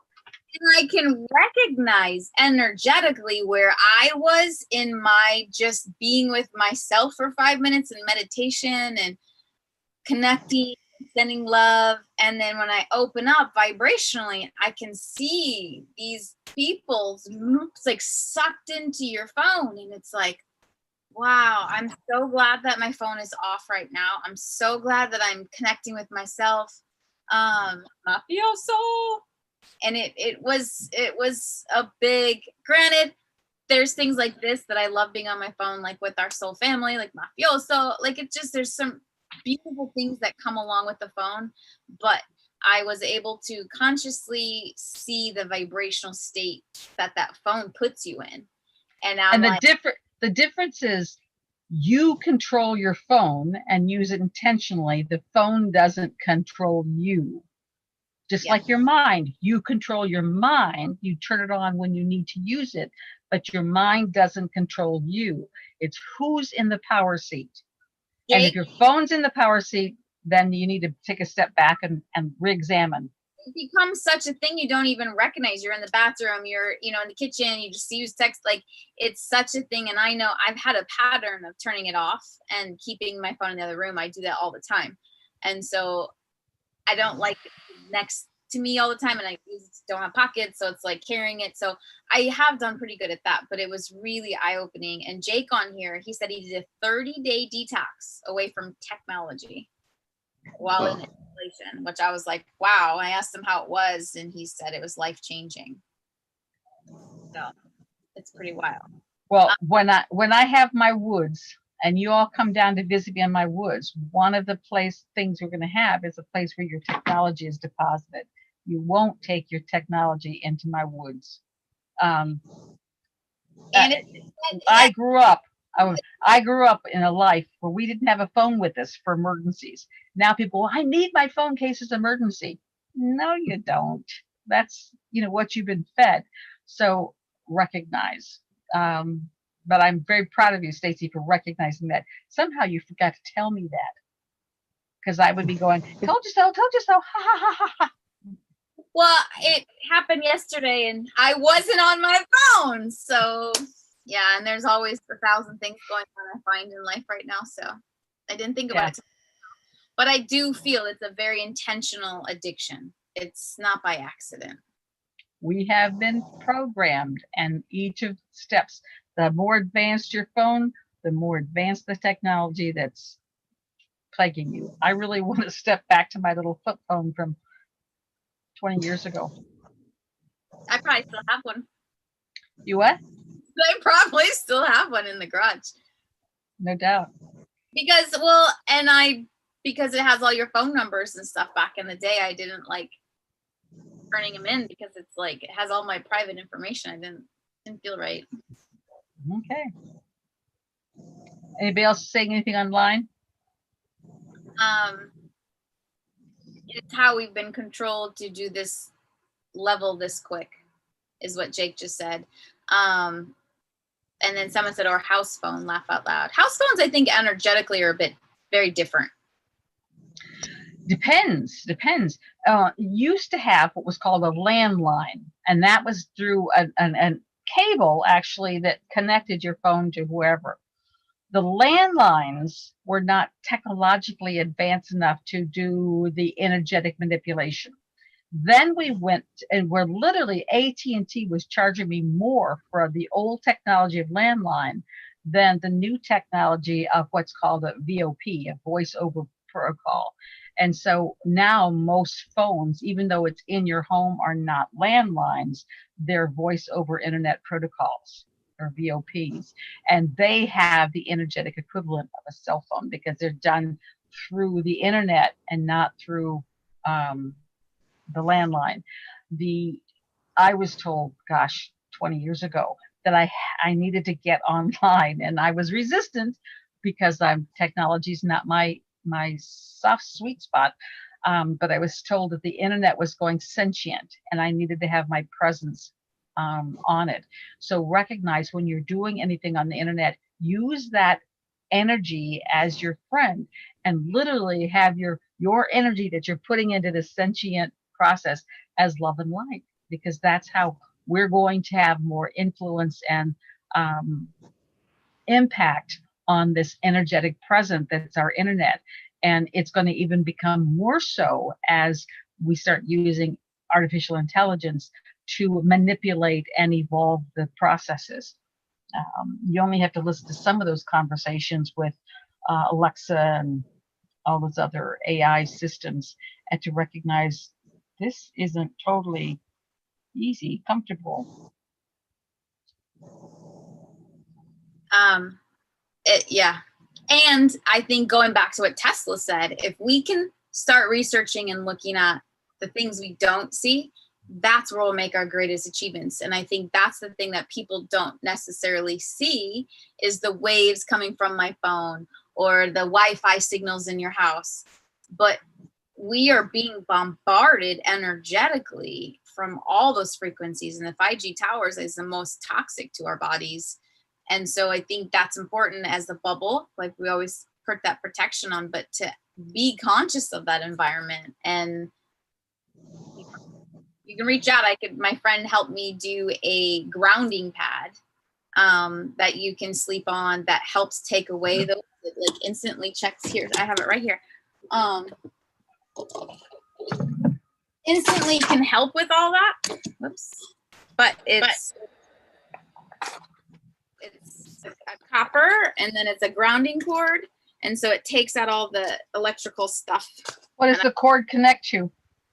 You plug it in. So it See, grounds. I don't want to sleep with anything that I've got to plug in. I don't like that.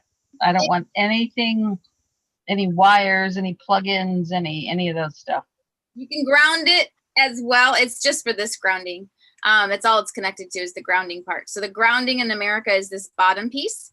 And you can ground, if you don't want to use this, you can ground directly to the dirt outside, but that goes through a window or a door or something. But it's not connected because we connected it through the cord ourselves. It's only connected to the grounding. So there's no electricity coming through it.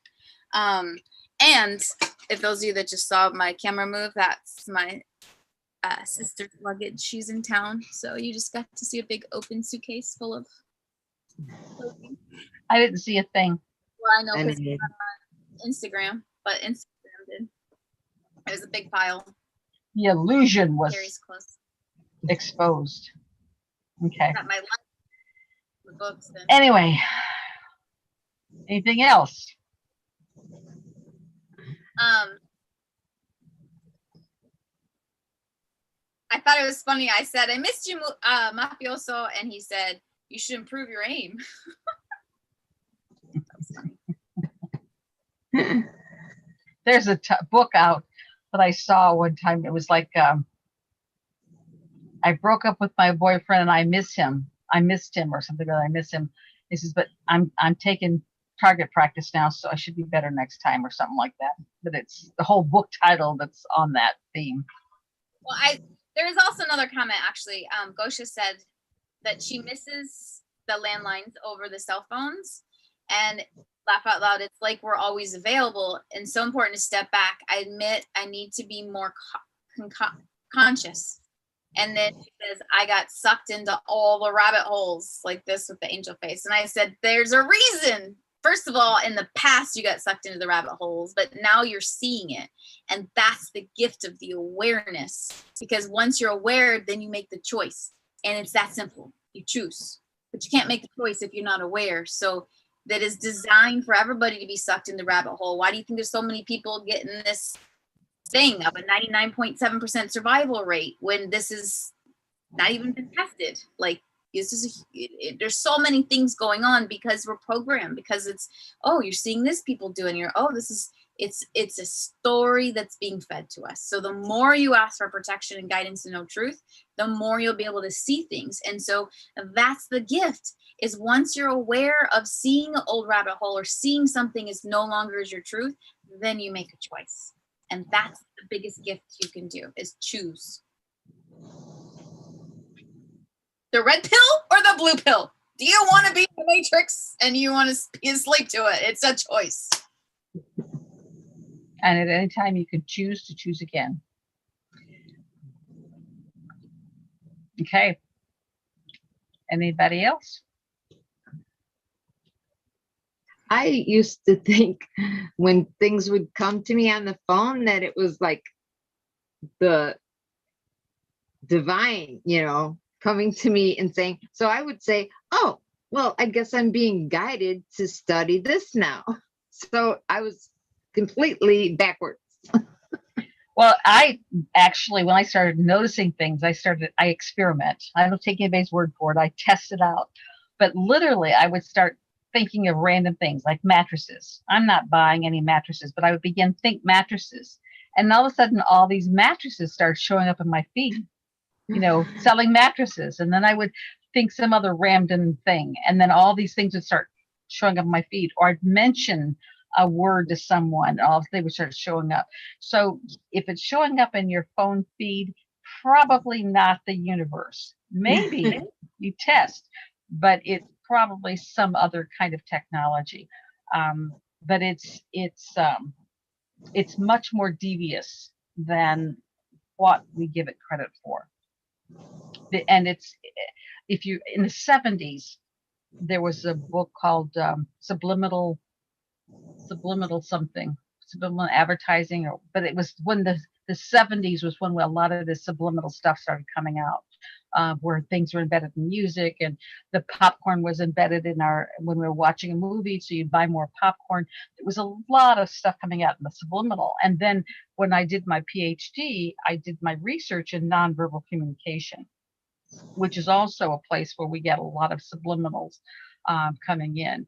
And so I've spent a lot of academic time studying this, and I recognize it much faster because of that. And we are being programmed like crazy in so many different ways, which is why I haven't had TV for 5+ years. I haven't watched the news in longer than that. It's just that you really need to recognize. When I go on Facebook, I usually go on for a couple of comments, post a few things, and then I get off. I don't play on the social formats very much, just enough to have my energy in that mix. But I do it intentionally. I control that. It does not control me. And that's the big thing. If you're addicted to it, your addiction controls you. And that's when you really need to be aware and start creating your own barriers. Because if you can become addicted to cigarettes, you can become addicted to alcohol, you can become addicted to sex, you can become addicted to social media or any kind of online presence. You need to be aware that you must always maintain control over your consciousness. It is a choice.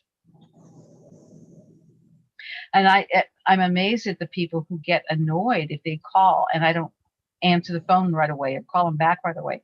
It's like I take 4 or 5 hour blocks and I don't use anything. So I'm not hearing your phone. I'm not returning calls. And when I was teaching, my students would get really annoyed. You didn't call me back. It's been 20 minutes, but they really expect you to be 100% present when they want you, because that's the mindset they carry. It's like, no, no, no, no. So we're playing in a transitory world, and you have to know what part you're playing. I have one other question. You said a lot of people are going to be dying. I was just wondering why you said that. I Because a mean, lot of people are going to be dying. well, of course. Because it's truth. There's a lot of people going to be dying, a lot more than typical. Okay. And is there any reason for that? Are they choosing to die, or is it just part of the contract? Their soul has to agree to it, first of all. Their soul has to agree to it. That you cannot die without some sort of soul agreement to the process, whether you're murdered or whether, whatever. Suicide is when you go against your soul contract. So that is not the same thing as a natural death.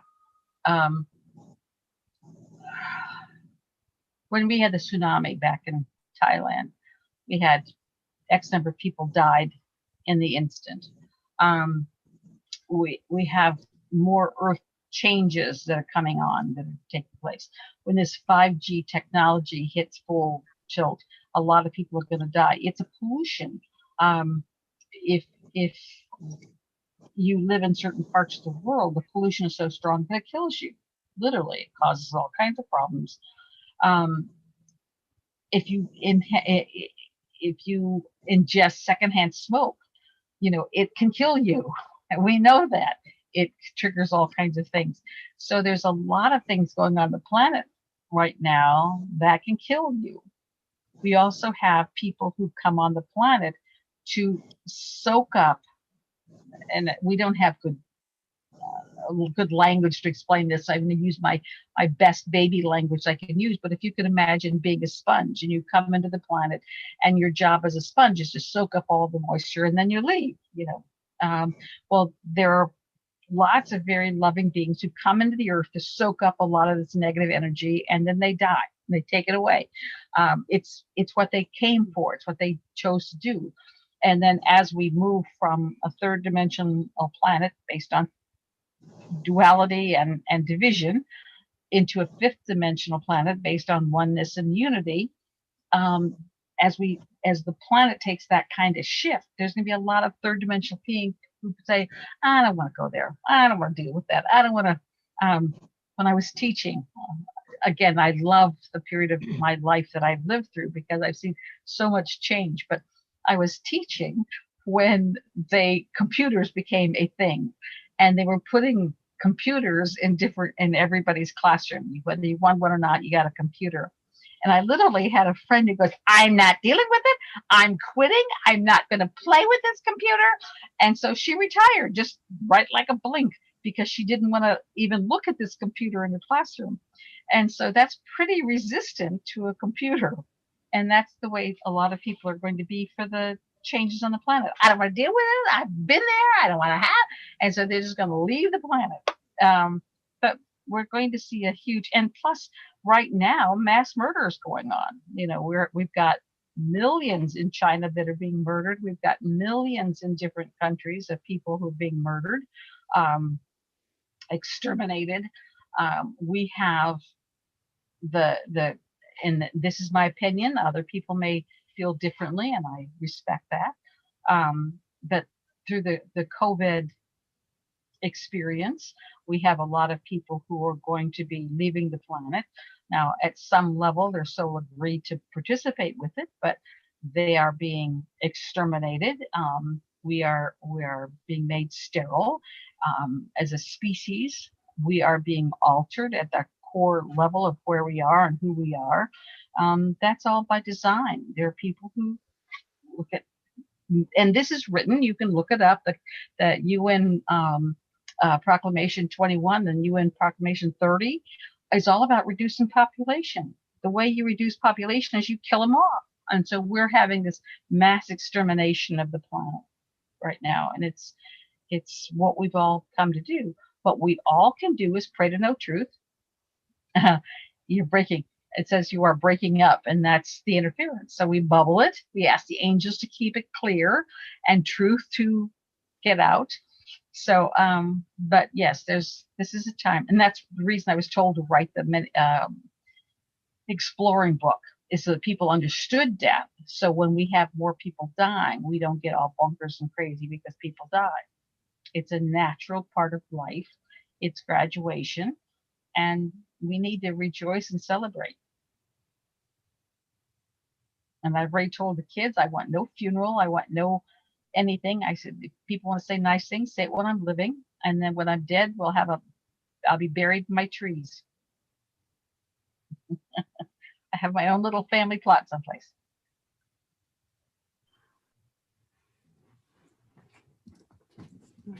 I have a question. Okay. Because I've been on this journey for a while. I used to call it the road to enlightenment, and then it turned into ascension. But then awakening is more awakening to the truth, which seems to have its own consciousness or something to it. So somebody had asked me that, he's like, I feel like I'm awakened, but I don't understand the things like you're saying. So are they two like different things? Like you're awakened to what's going on in the world, which is different than first of all, your... Again, the ripple is going out in a very specific way. And in order to explain this, I'm going to go back to one of my experiences when I was teaching the university, Lawrence Kohlberg's moral development. And Lawrence Kohlberg researched how people evolve morally. And he found there were 6 levels of moral development. At the lowest level, level 1, people did what was right because it was rewarded. They didn't do what was wrong because it was punished. So the act following the behavior was what determined whether it was right or wrong. At the highest level, at level 6, people did what was right, even if they got punished, and they didn't do what was wrong, even if it got rewarded. So if I'm dishonest and I get rewarded, I'm not being moral, but if I do what's right, even if I get punished, I'm being moral.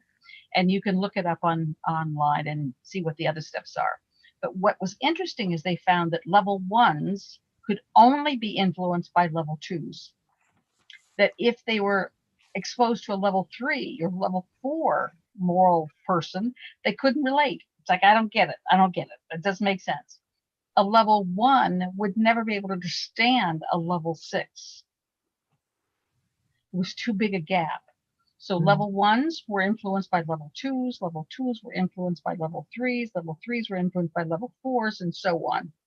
And I find that's very much the same thing with our spiritual development. And I call myself a truth seeker. Whatever that means is up to you. It's like conscious living. What does that mean? Whatever you want. Just make up a definition that feels good. But with our truth seekers, that we're always being exposed to others. Some helps us and some we don't understand. And that's okay, because we're only going to be influenced by the ones that are right next to us. And that my information is going to be over the heads of some. And that's okay. And other people are going to go, oh man, that's what I've been waiting for. That makes perfect sense, because they're at that place ready to get the next step. And others aren't. And it's okay.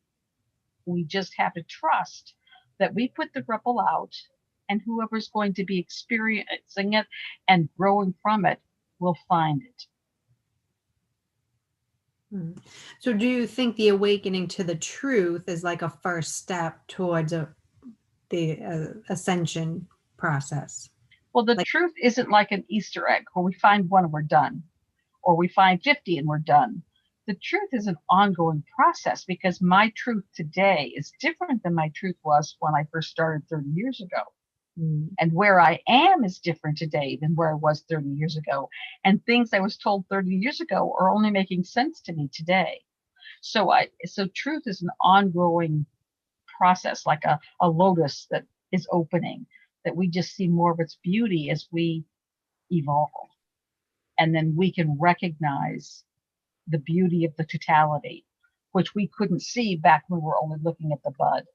So I don't see it as a one and done kind of experience, or, who can get the most truths in their basket and wins. And I hear many spiritual teachers teaching things that I don't agree with, that I think is counterproductive, because it doesn't serve humanity. But that's my opinion. And I also find that people are attracted to people who want to tell them the answers. You do X, Y, and Z. You do these 13 steps and you'll lose 30 pounds. People love that. Mm. But if it says you got to find the answer yourself, it's like, oh, that's not so much fun. I would just give my detox diet. Don't make me think. Don't let me tune into my own body. Just tell me what to do. That we've been programmed to follow someone else. And if there's someone else giving you the path, giving you what you should be doing, usually they're not serving you. Yeah. No, I see it as this person is becoming empowered. And I just feel as they become more empowered with themselves, the more doors will open to what he wants to see or understand now that he can't. Well, and again, when I put information out, there are people who may get some of it. There may be people who get none of it. There may be people who get all of it, but they like the polite work, for instance, or they like how they feel, or they like the camaraderie. Doesn't matter why they're here. There's a reason why they're here, and they're feeling that energy, and that's okay. There are other people who are really here for the whole message, or they're here for certain aspects of the message, and that's okay. So your friend may be attracted to you because he's ready for pieces of it, even though he may not understand the totality of it yet. And let's face it, much of this is exceedingly challenging to put into words. How do we explain what this is? You'll hear me use analogies and examples and, other things, because those are easy to talk about. But what we're going through, we don't have a language for. We're creating a language as we go. And that's the way it is supposed to be. That's the ripple. We all put out this ripple, and it'll affect some people, and other people it won't, and that's okay. My job is not to control you or make you believe like I believe. My job is to empower you. My ripple goes out to stimulate your questioning, to stimulate your analysis, your creative thinking, your intentionality, to create your level of confidence in your own internal knowing. If you depend on me to give you the answers, you'll never get there, because there'll always be someone with a conflicting answer. There'll always be someone else who has a different way. You'll be pulled to every shiny object in the way of speakers. But once you turn in and really find that inner source of your own wisdom, you're going to be unshaken. You'll hear, I certainly hear lots of different people. Some I go, some I go, oh, it's an interesting, perspective. But if it doesn't agree with my inner knowing, I trust my inner knowing. It's not anywhere close to pulling me off the path. It's like, nope. And there's some people that energetically, it's like, I'm not drawn to that person. I don't want to hear what they have to say. Energetically, I'm not compatible. And I trust that. And so that's what empowered is. When you're connected to your own inner source of wisdom, more so than any external source of wisdom, you've arrived. And then it's just a constant evolution of what you're getting and how you're getting it. I had a 93-year-old woman called me the other day. In fact, like 11:30 at night. She had just read Many Were Called again. She read it 20 years ago, and then she read it again, and she just was thrilled with the book. And she said how much more she got out of it now than she did then, and how much she appreciated the book and whatnot. Well, she's in a different place in her life, so she can get more from it.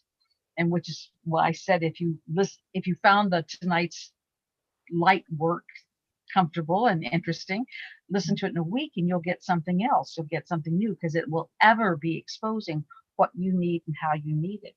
And you'll hear things you didn't hear tonight. So do what you're guided to do. That's the journey. And I think going back to the journey, there's no one way. So it's not, you have to wake up to this verse and then this and this. Each person's completely different. And so I do feel at some level, yes, having those certain truths is part of the awakening for them in their journey. But it's not like a one size fits all. So and I'm here sort of as a coach, a mentor, a mother, to sort of say, yep, keep going, or let hear this.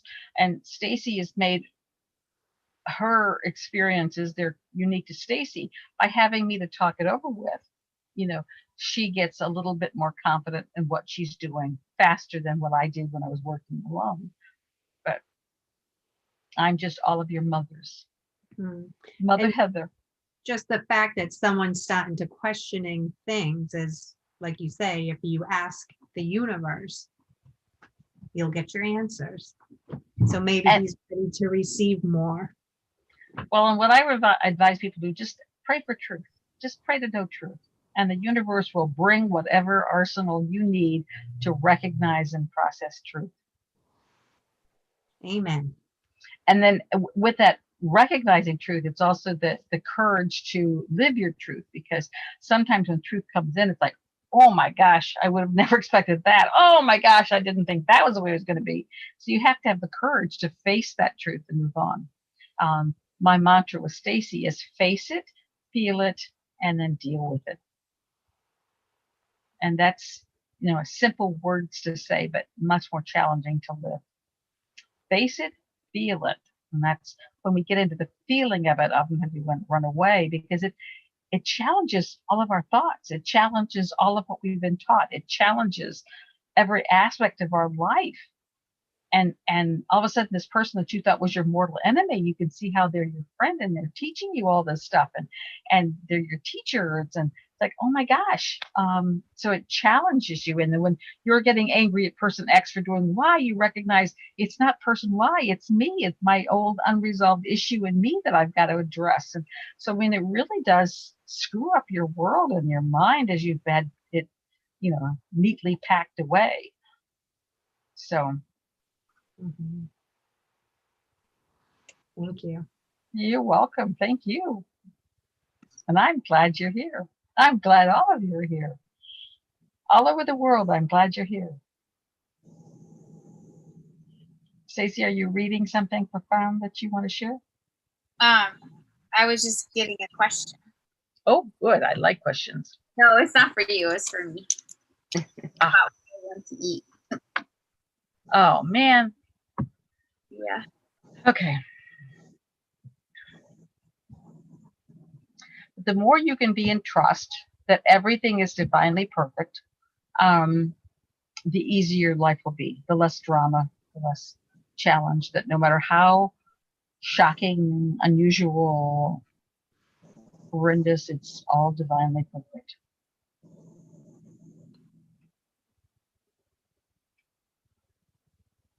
Elle, do you have anything you want to ask or say? Well, I always get confused of understanding that we've already made our plan for life, but then we have free choice. So can you clarify that? I'll do my best. You make your plan for the first 12 years of your life. Everything that happened to you as a child in those first 12 years were you designed, you orchestrated, you agreed to based on the lessons that you, your parents, your family, and those in your proximity needed to move through. And then from 13 on, you have free will and you have choice. You have set let's say that, well, okay, in I'll give you some of my things. In this lifetime, one of the things that I was to master is how to say goodbye, how to end the relationship in an honorable way. And so obviously I've gone through lots of relationships that have ended, so I could learn how to do that. Now, I didn't specifically choose these relationships to break up, but I agreed to go through them so that I could learn my lesson. But the other side of that relationship is also people that I had agreed to participate with. Let's say I go through 3 relationships that break up and I do a really great job and I've learned those lessons. I may not have to go through any more relationship breakups because now I've learned that lesson. I've integrated it at the level that I needed to integrate. Or let's say I didn't learn that lesson. And now instead of getting better, I'm getting worse at breaking up relationships. I may have to go through 25 more relationships. So you set what your key learning things are before you came in. You've decided who the key players in your life are. You've decided what the key foundation of your life are. That's the first 12 years. And then you get to decide every moment that you're going through. There's some big things that are predetermined, some people, some whatever, but in every given day, you get to choose how much more, how much less, what direction you're going on, so on and so forth. And John Gacy was a mass murderer here in the Chicago area. He Yeah. killed lots and lots of young boys. Yep. He was sexually abused as a child. Right. We also have Paula Hawkins out of Florida, who was sexually abused as a child, but she grew up to be a senator and literally changed the federal laws and work with them to impact people who've been sexually abused. Now, they both had the same experience, but how they chose to use those experiences in their life was of their own choice. And based on what they did, then will determine a lot of what happens to them in their next life and so on. So it's a combination. We get to co-create our planet, our life experience. Part of the co-creation is what we did beforehand and setting certain patterns and people afoot in our life. And then part of it is what we do on a day-to-day basis. But at any point you can go, oh, hell, I'm done with this. I don't want to do any more. Done. And then we can change the script on our life. That's the law of grace. Law of grace supersedes the law of cause and effect, which is karma. Oh, okay. So the more you understand your life and life principles, the more you can work beyond them and around them and not have to deal with all the bumps. Which is a lot what I do in personal sessions, that I help people see the bumps and how to make other choices so they don't have to go through all the bumps. But it's, if you go through bumps, people get on roller coasters because they're fun and exciting and terrorizing. And so we get into these crazy lives because they're fun and exciting and terrorizing. Right. Yeah. And what we see is like we complain and whine, oh my gosh. And then from a spiritual side, we're going, yes, this is so much fun. Let's do it again. I'm going to get in line again. Do it again. Right. Right. Sure. That's helped me a lot this week too. I'm eating a piece of chocolate. So if I have chocolate in my mouth, just is realizing if I'm learning the lesson of letting go, and the lessons get bigger and bigger and bigger, I'm at the point where it's like I have no choice to surrender. So it's okay. I would like to do this with ease and grace. So it's like Okay. You do have a choice about getting bigger and bigger. Your choice, but the way, because you are on this truth speaker's journey, you are allowing them to get bigger and bigger. And you can do it with ease and grace, or you can do it whining and complaining and telling everybody, look, I'm not getting my house. I got it. And you see these people who are going through these things, but they just do everything to whine and complain about it. And so oftentimes the good work that comes from the action is canceled with their words. So it's almost like you have to be in the state of humbleness at all times, kind of to move past, maybe. Free, In- no attachments. What's the things in your book? You talk about it, and the many were called. I don't know. But can I answer her? Humbleness, I'm told, is about understanding that you are equal to all others. No one is better than you. No one's less than you. That's true humbleness. And so we tend to put humble as a thing when we lower ourselves. It's not about lowering yourself. It's just recognizing there's nobody better. There's nobody worse, that we are equal on this planet. When we're in that state of neutrality with superiority, we come with a different energy. And so when you are in this world, but not of this world, you have no attachments to it. So you can say, oh man, I just lost my house. This is interesting. I wonder where I'm going to go. But you're not attached to the emotional, oh, woe is me. As of the 30th of this month, I have no place to live. You hear the difference? Yeah. Oh, yeah. Yep. And so we're in the process of surrendering to life circumstances, being able to be in the experience fully, not running away, not hiding, not pretending, not emotion, not feeling. Remember the to recognize it and deal with it and feel it and move on. We're in that state of being fully present in the experience, but we're not attached to the experience. We can go, oh wow.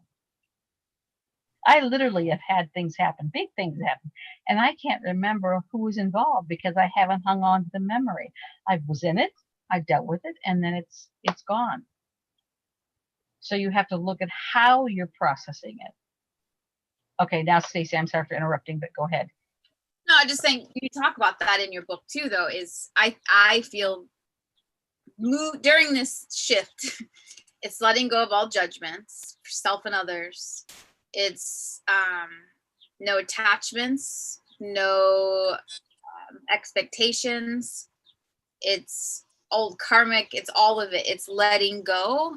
And it is moving into that next phase. But I think that there is some energetic freedom that comes with it as part of, to be able to move, we have to let go, as you talked about the balloon, in order to take off and be in your big air balloon. You have to let go of the weights that are holding you down. You have to surrender. You have to be free and be in alignment. Well, and you think about if you're, let's use the losing your house example, because I've used that several times already. You're losing your house. If you don't have any judgment about it, it's just gone. If you're judging it, then it's like, oh, woe is me, I'm losing my house. That's indication that you're judging it. Or if you're going, yay, I've got this, that's a judgment. Whether the outcome is positive or negative, it's a judgment. When you just accept it as a what is, that's a non-judgment. And our goal is to move through life without judging, just accepting. The opposite of judgment is love, unconditional love. And that unconditional love is unconditional acceptance. So I can accept the people in my life who love me, and I can accept the people in life who don't, with the same level of love, because I don't judge them better or worse because of how they're receiving me. Does that make sense? Yes. And for those of you that are not sure what's happening, I've been living in a house I've been renting for 11 years. It's sold. There's new people coming in. And so I'm basically having to move. That's what she's saying. So. Well, but I'm just using it. It doesn't have to be you. And lots of people are losing their house now. There's our eviction is going to be, as soon as these moratoriums come off, they're predicting the greatest level of evictions that this country's ever seen.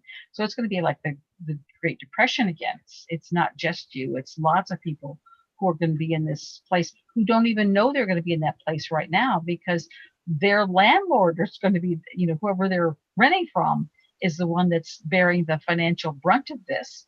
And so it's going to be their landlord may having to surrender their property to the bank or surrender it to a lowball sale, so they don't even know that they're losing their house yet. So it can be all kinds of different things. So the levels of bankruptcy are going to go through the sky. I think they're talking about the moving it to September 30th memorandum, because I think that's so overwhelming, because June 30th isn't technically that far away. So I think that's why they're, Well, it doesn't matter what magic date they create. It's when that ends, it's going to have massive ramifications. yep. It's what it is. I'll have my trees, my woods. You can come down and pitch a tent in my woods.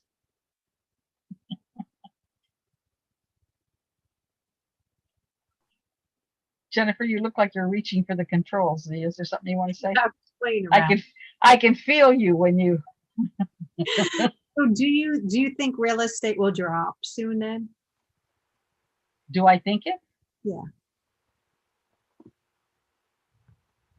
I don't think it's going to be as big a drop as it's been in the past, because those who have the money are going to be buying it up like crazy. I think we're going to see a massive. I mean, we're already getting the beginning of it. And again, I don't watch the media. So when I get things, it's because it's really prevalent in lots of different sources. But we're getting that message now as own nothing and be happy. Own nothing and be happy. That's the source of the new happiness, is to be free of physical encumbrances. Well, what that translates is you're going to get your shirt taken off of you. So recognize that you'll be happy when you own nothing.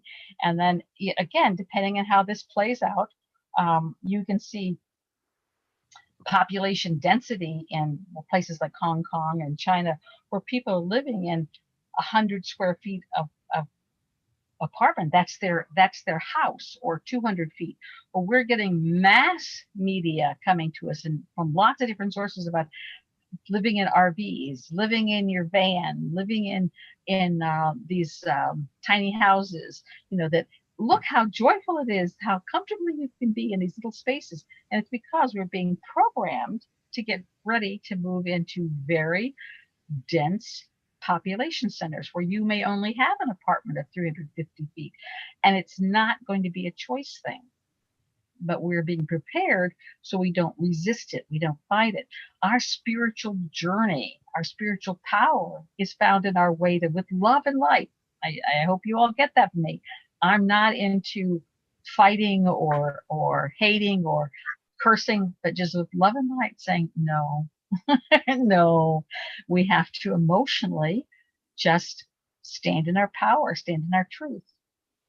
And I'd say even with the real estate, it depends on what area you're looking at, because Florida's booming.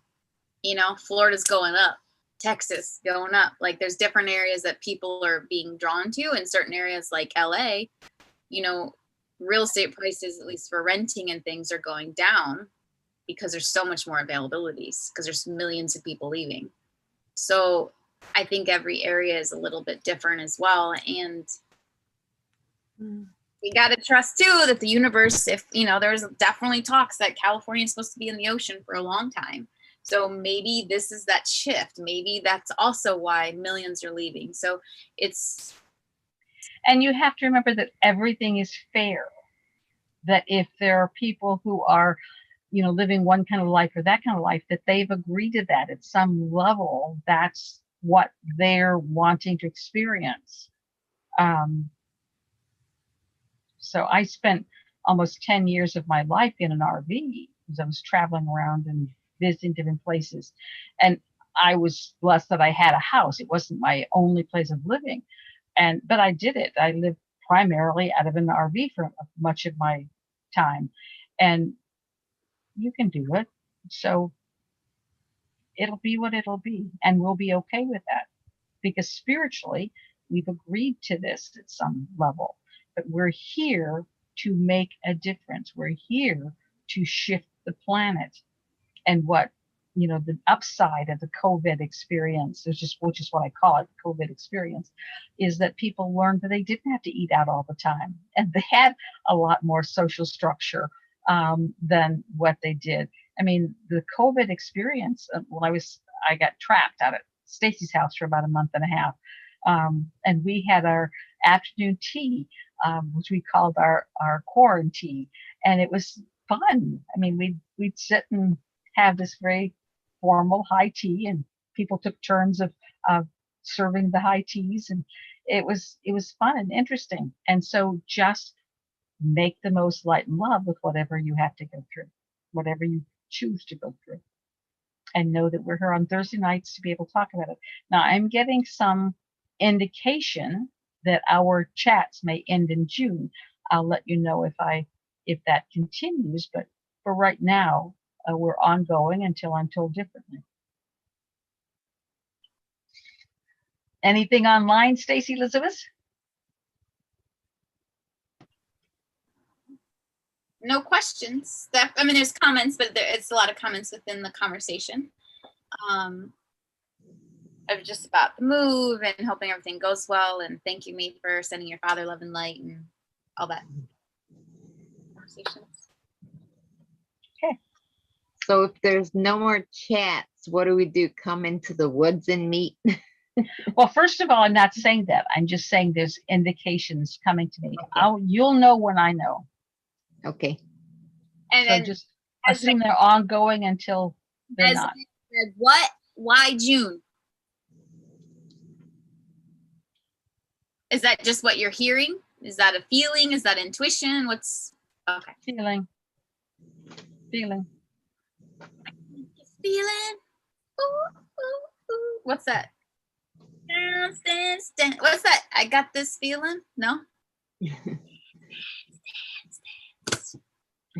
Esme says no. Well, again, it is what it is. Don't worry about it. We'll see. Remember, don't live in the future. Stay in the now. Anxiety comes when you're thinking in the future. You're living in the future. Depression comes when you're living in the past. Live in the now. That's where your joy is. And I like this little things that make me happy. Shiny, fabulous, yumminess. If you need something outside you to make you happy, you're not there yet. I don't need it to make me happy. I live That's my what you said.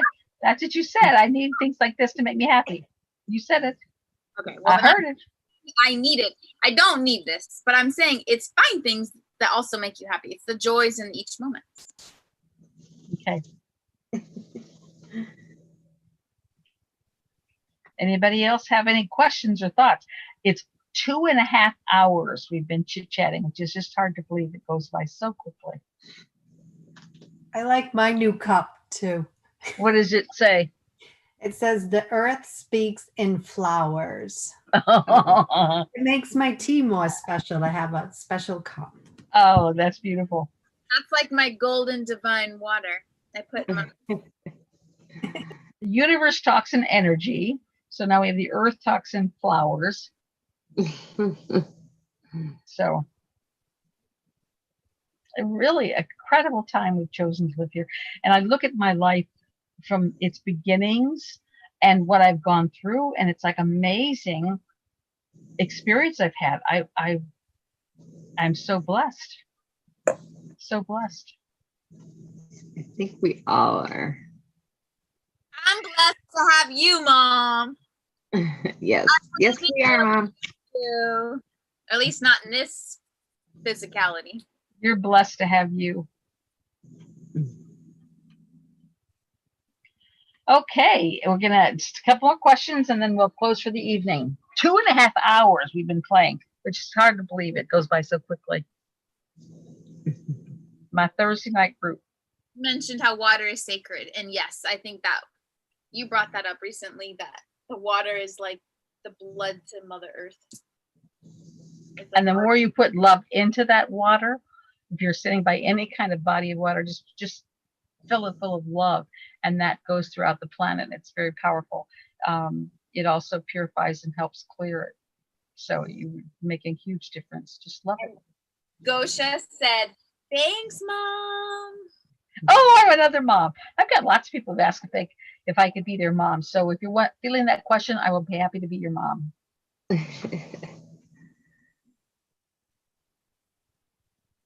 Yes, you have emotionally adopted a lot of people.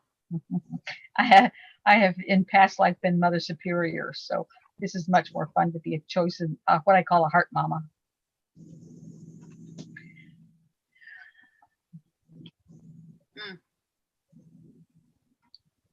Okay. All right. So we're going to wrap up the evening. Oh, It's been- someone asked about what we should watch tonight. We've been having it in a group coaching call, but Drop Dead Fred, I would say is something to watch. Yes, please, Heart Mama. So Gosha said yes, please. okay, just get my address for Mother's Day. Expect a card.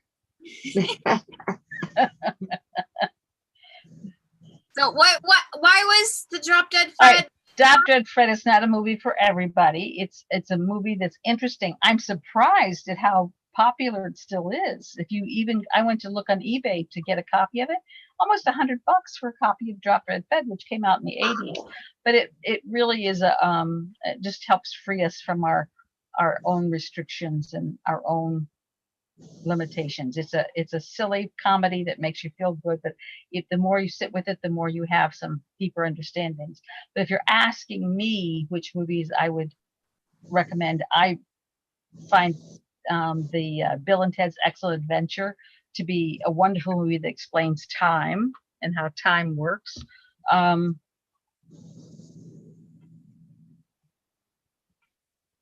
trying to think of some other movies. I'll have to have a list that I recommend. We like that one show with the guy you used to speak with, your friend Steven. Oh, Close Encounters of the Fifth Kind, I thought was pretty good. I didn't see it. Yeah, I watched it with you. It's the guy you used to speak with him all the time. That Gria. What is Gria. His last name's Gria. Okay, Steve Greer. I wouldn't even recognize that Bostonian version of Greer. Okay, yes, Close Encounters. There's a lot of movies out there that I like. I'll have to be paying attention. But I'm just thinking about the Universal ongoing. There's some TV shows that I have bought the series of and watched several times. I do dearly love that Third Rock on the Planet. Third Rock in the Sun is about the alien family who come down and try to act like humans and all the things that they question. And I think that many of us can relate to that orientation to the earth. But it's only 5 seasons, and I just watched the last of it not too long ago, and they left the planet, and I was very sad that they left the planet. So Third Rock in the Sun, I recommend. A lot of these you can now get on Prime and Netflix and that kind of stuff. And then there was a series on that was only on for a couple of years called Joan of Arcadia, and it was about this high school girl who starts being talked to by God, and God gives her different jobs to do, and they don't make sense, but they always have this incredible ripple at the end, which I think is, again, a good message for us. Christine Applegate did Samantha Who, and that was on for a couple years. And the premise is that she was sort of one of those mean girls and got run over by a truck and knocked unconscious. And when she woke up from her coma, after a long time at coma, she was a nice person and she didn't remember anything about who she was or what she did.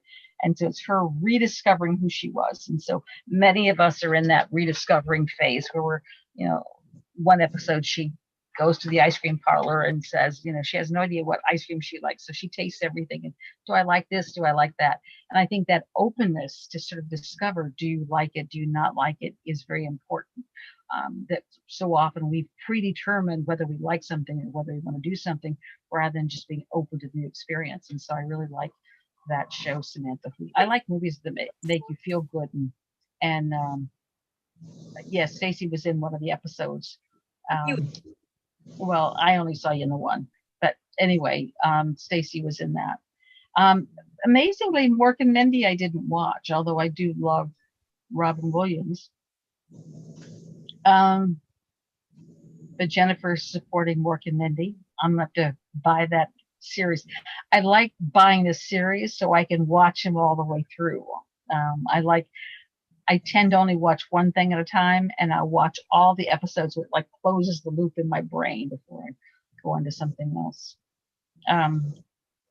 But there's a lot of good movies out there. And again, what are you looking for? What do you want to know? But we're playing in a world that this isn't our world. We're discovering how to function in this world, and then discovering how to elevate it to the more like the world we came from. The hardest thing that we had to give up to come to this planet was our oneness with the divine. And that's what we miss when we talk about going home. It's that plug in, and we're having to take this planet and help it move to a place where it chooses to plug in. We can't force it to plug in. We can't yell at it and use, the switch to make them plug in. We have to have them choose to plug in. And that's really what we all want, but we don't have the skills necessary to assist the process. So we're discovering it. So Outlanders, I watched a few seasons of, and because I'm Scottish, I liked for a while. It got so violent. I don't like all that violent energy, and so I quit watching it when it got too much into the violence. But it was a nice premise. You all can write down your favorite movies or your favorite shows that you'd recommend from a spiritual journey perspective.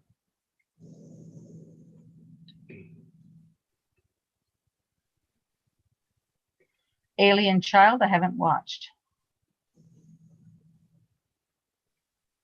The Sixth Sense, I thought was interesting.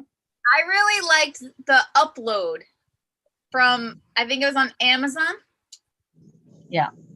Something that was, except it ended abruptly. I wanted to have, some kind of closure. I don't like when they leave your brain hanging out there. I want closure. That one's clever because I feel like it kind of explains some of the consciousness. I like the visualization. That's how I send love, is like when the computer programming is like resetting. When I was driving cross country, I did that. I grounded in, and I just had this shield. So everywhere I went, I was like, this whole love just. Well, and I haven't seen all of it. I've seen a couple episodes, but I'd like to go from starting the beginning and working through that show, Good Place. That looks like it would be kind of intriguing. And basically what I don't want to tell you what I know of it, but that looks like it could have some interesting perspectives. Yeah. I did watch, I said Bill and Ted's Excellent Adventure, which was the first one that talks about how time works. The second one then was about how death works, and I didn't like that. And then I just saw the last one, which was Bill and Ted's Faces the Music or something, and that was horrible. It was a waste of time. Don't go. I mean, and you still have to pay to go see it online, and so that was not worth the money. But I paid to see it. Don't see it. Well, but there's lots of things spiritually inclined out there. Yeah, save it up, and next week you can post a list to share. But again, it's what your intention is, what you need. Just trust your impulses. You'll be guided to what you need. And for those that see me leaning back in my chair, I've got these cushions in my chair and backrest and stuff, because otherwise I sit too low and I slide down on them. So I have to keep setting myself up because I just sort of with it. So my apologies. All right. Well, I think it's last chance for online. Stacy, any questions or comments anybody wants to share? Okay. Tracy's all right. First time. Hello. I think they're just having a good conversation between them. But yeah, I just want to say, feel free to do a little spirit message for the collective, because I think we could all use a little message from the divine right now. It's all lots of stuff happening. I always feel free to do whatever I want. That's the journey. All right, let's clear it up, and I'll do a parting message, and then we'll go away, because it's now on to 3 hours we've been playing. And again, since you're welcome to send questions to me through the week, you're welcome to, then I can talk about it next time. My email is heather@heatherharder.com. You can, I heard my website is down. I have to go check that sometime. I've heard it that you get redirected to some Viagra ad or something. So I think my website's had a problem. And then I do private sessions if people ever want to have a private session. And then, of course, my books are available if you would choose to buy a book. So now, message. For the collective. Okay, keep your mouth closed.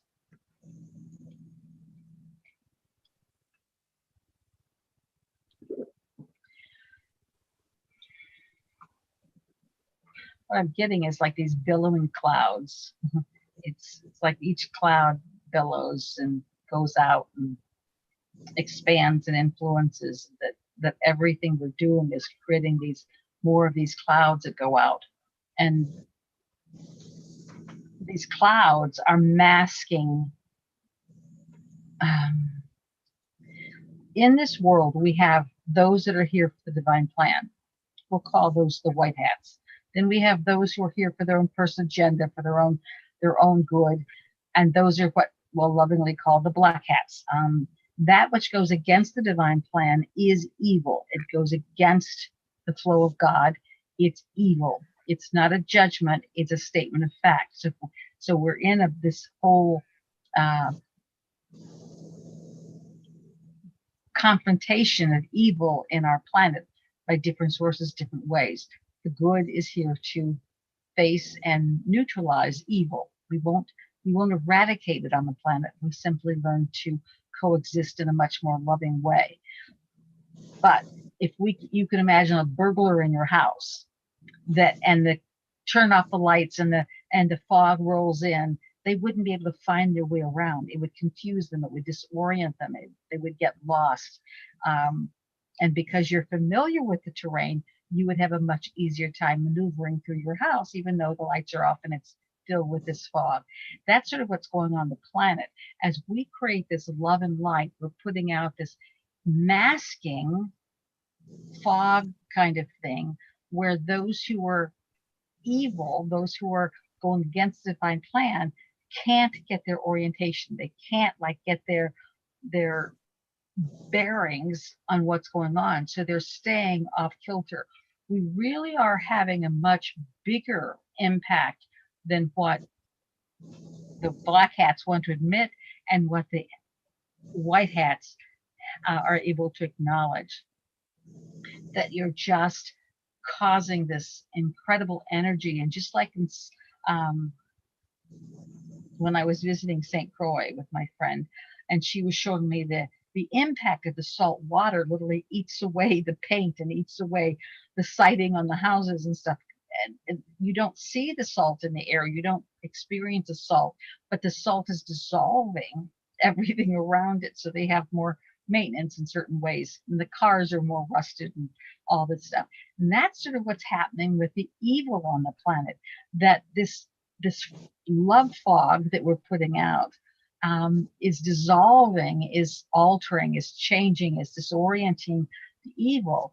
And we're going to start seeing the inner workings of the evil, that it's going to become much more transparent who different players are on the different teams. It's going to become much more evident.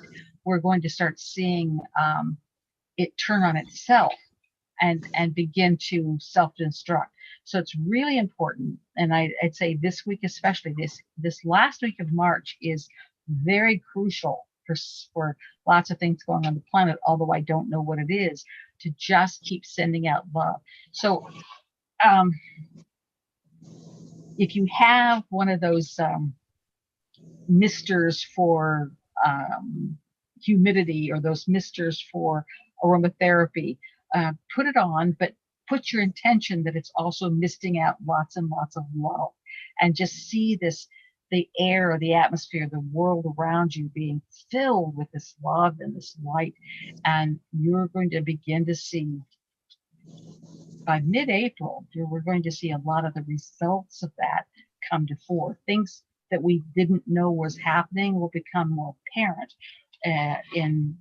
from the end of this month to mid-April. Very powerful. And then again, don't fight anything, just love it into non-existence. If you find yourself resisting something, stop and just move into that heart-centered love, and just see yourself creating these billows of love energy to surround them and around the place. And as the earth begins to grow and put forth her flowers, just love them and just keep seeing that happen. And then if you will be kind enough, send that love to me, that I'm drawn to the perfect space, the perfect place, to create the anchor for our next phase. And of course, breathe it in and allow that love to surround you as well, because each of you are in transformation, whether you know it or not, whether you acknowledge it or not. Stacy's very evident that she's in transformation, but everybody is. And so just allow that energy to be around you as well.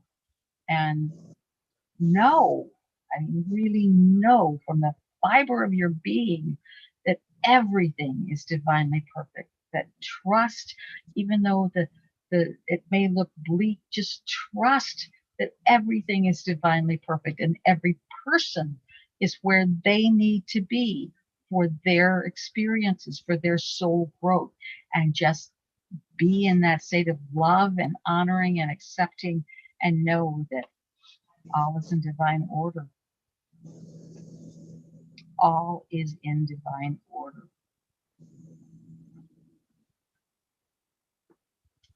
So, Thank you. you're welcome. I've And- never seen this bellows before, but that was fun. That was nice. Send my love to my little furry mama, who's now on the other side of the bridge looking over us. Okay. And to all my new babies in all parts of the world. You what? Thank you. That was amazing. Well, Yes. when I'm doing it, I can feel the energy of it. So it's even more fun. I can just feel that. Hmm. All right. I think Stacy's created a new tradition. She can be very persistent. I just think it's important, and you have such a gift that it's nice to share. Thank you. And thank you for everyone joining us electronically, or obviously if you're live on Zoom. We love seeing your faces, and it's great to have a mom get to interact with you, but even our amazing family on Instagram and YouTube, or it's just, to me, being able to share this together is a gift for me as well. So And if you want to make me very happy, if you're on Instagram or YouTube or the other places, send me a picture and with your name, so that I energetically can connect with you. So when I hear about, someone, it's like, oh, I can put a face with that, because your face carries a lot of your energy. I can look into your eyes, and then I can literally touch your soul. So it really does. Yeah. I have a wall where I put everybody's pictures, so I have you all there.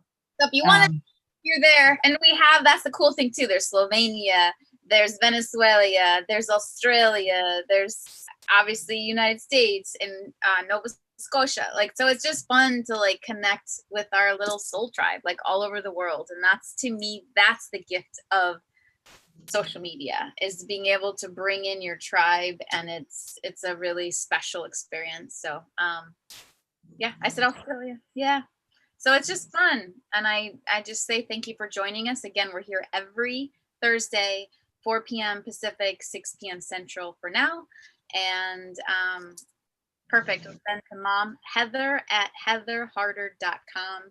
It's not softer, but harder is how you spell the last name. Okay. Loads of love and light. Love you all. Night. Good night. Okay, love you. Mhm. Wait. Beam on this week. Love, love.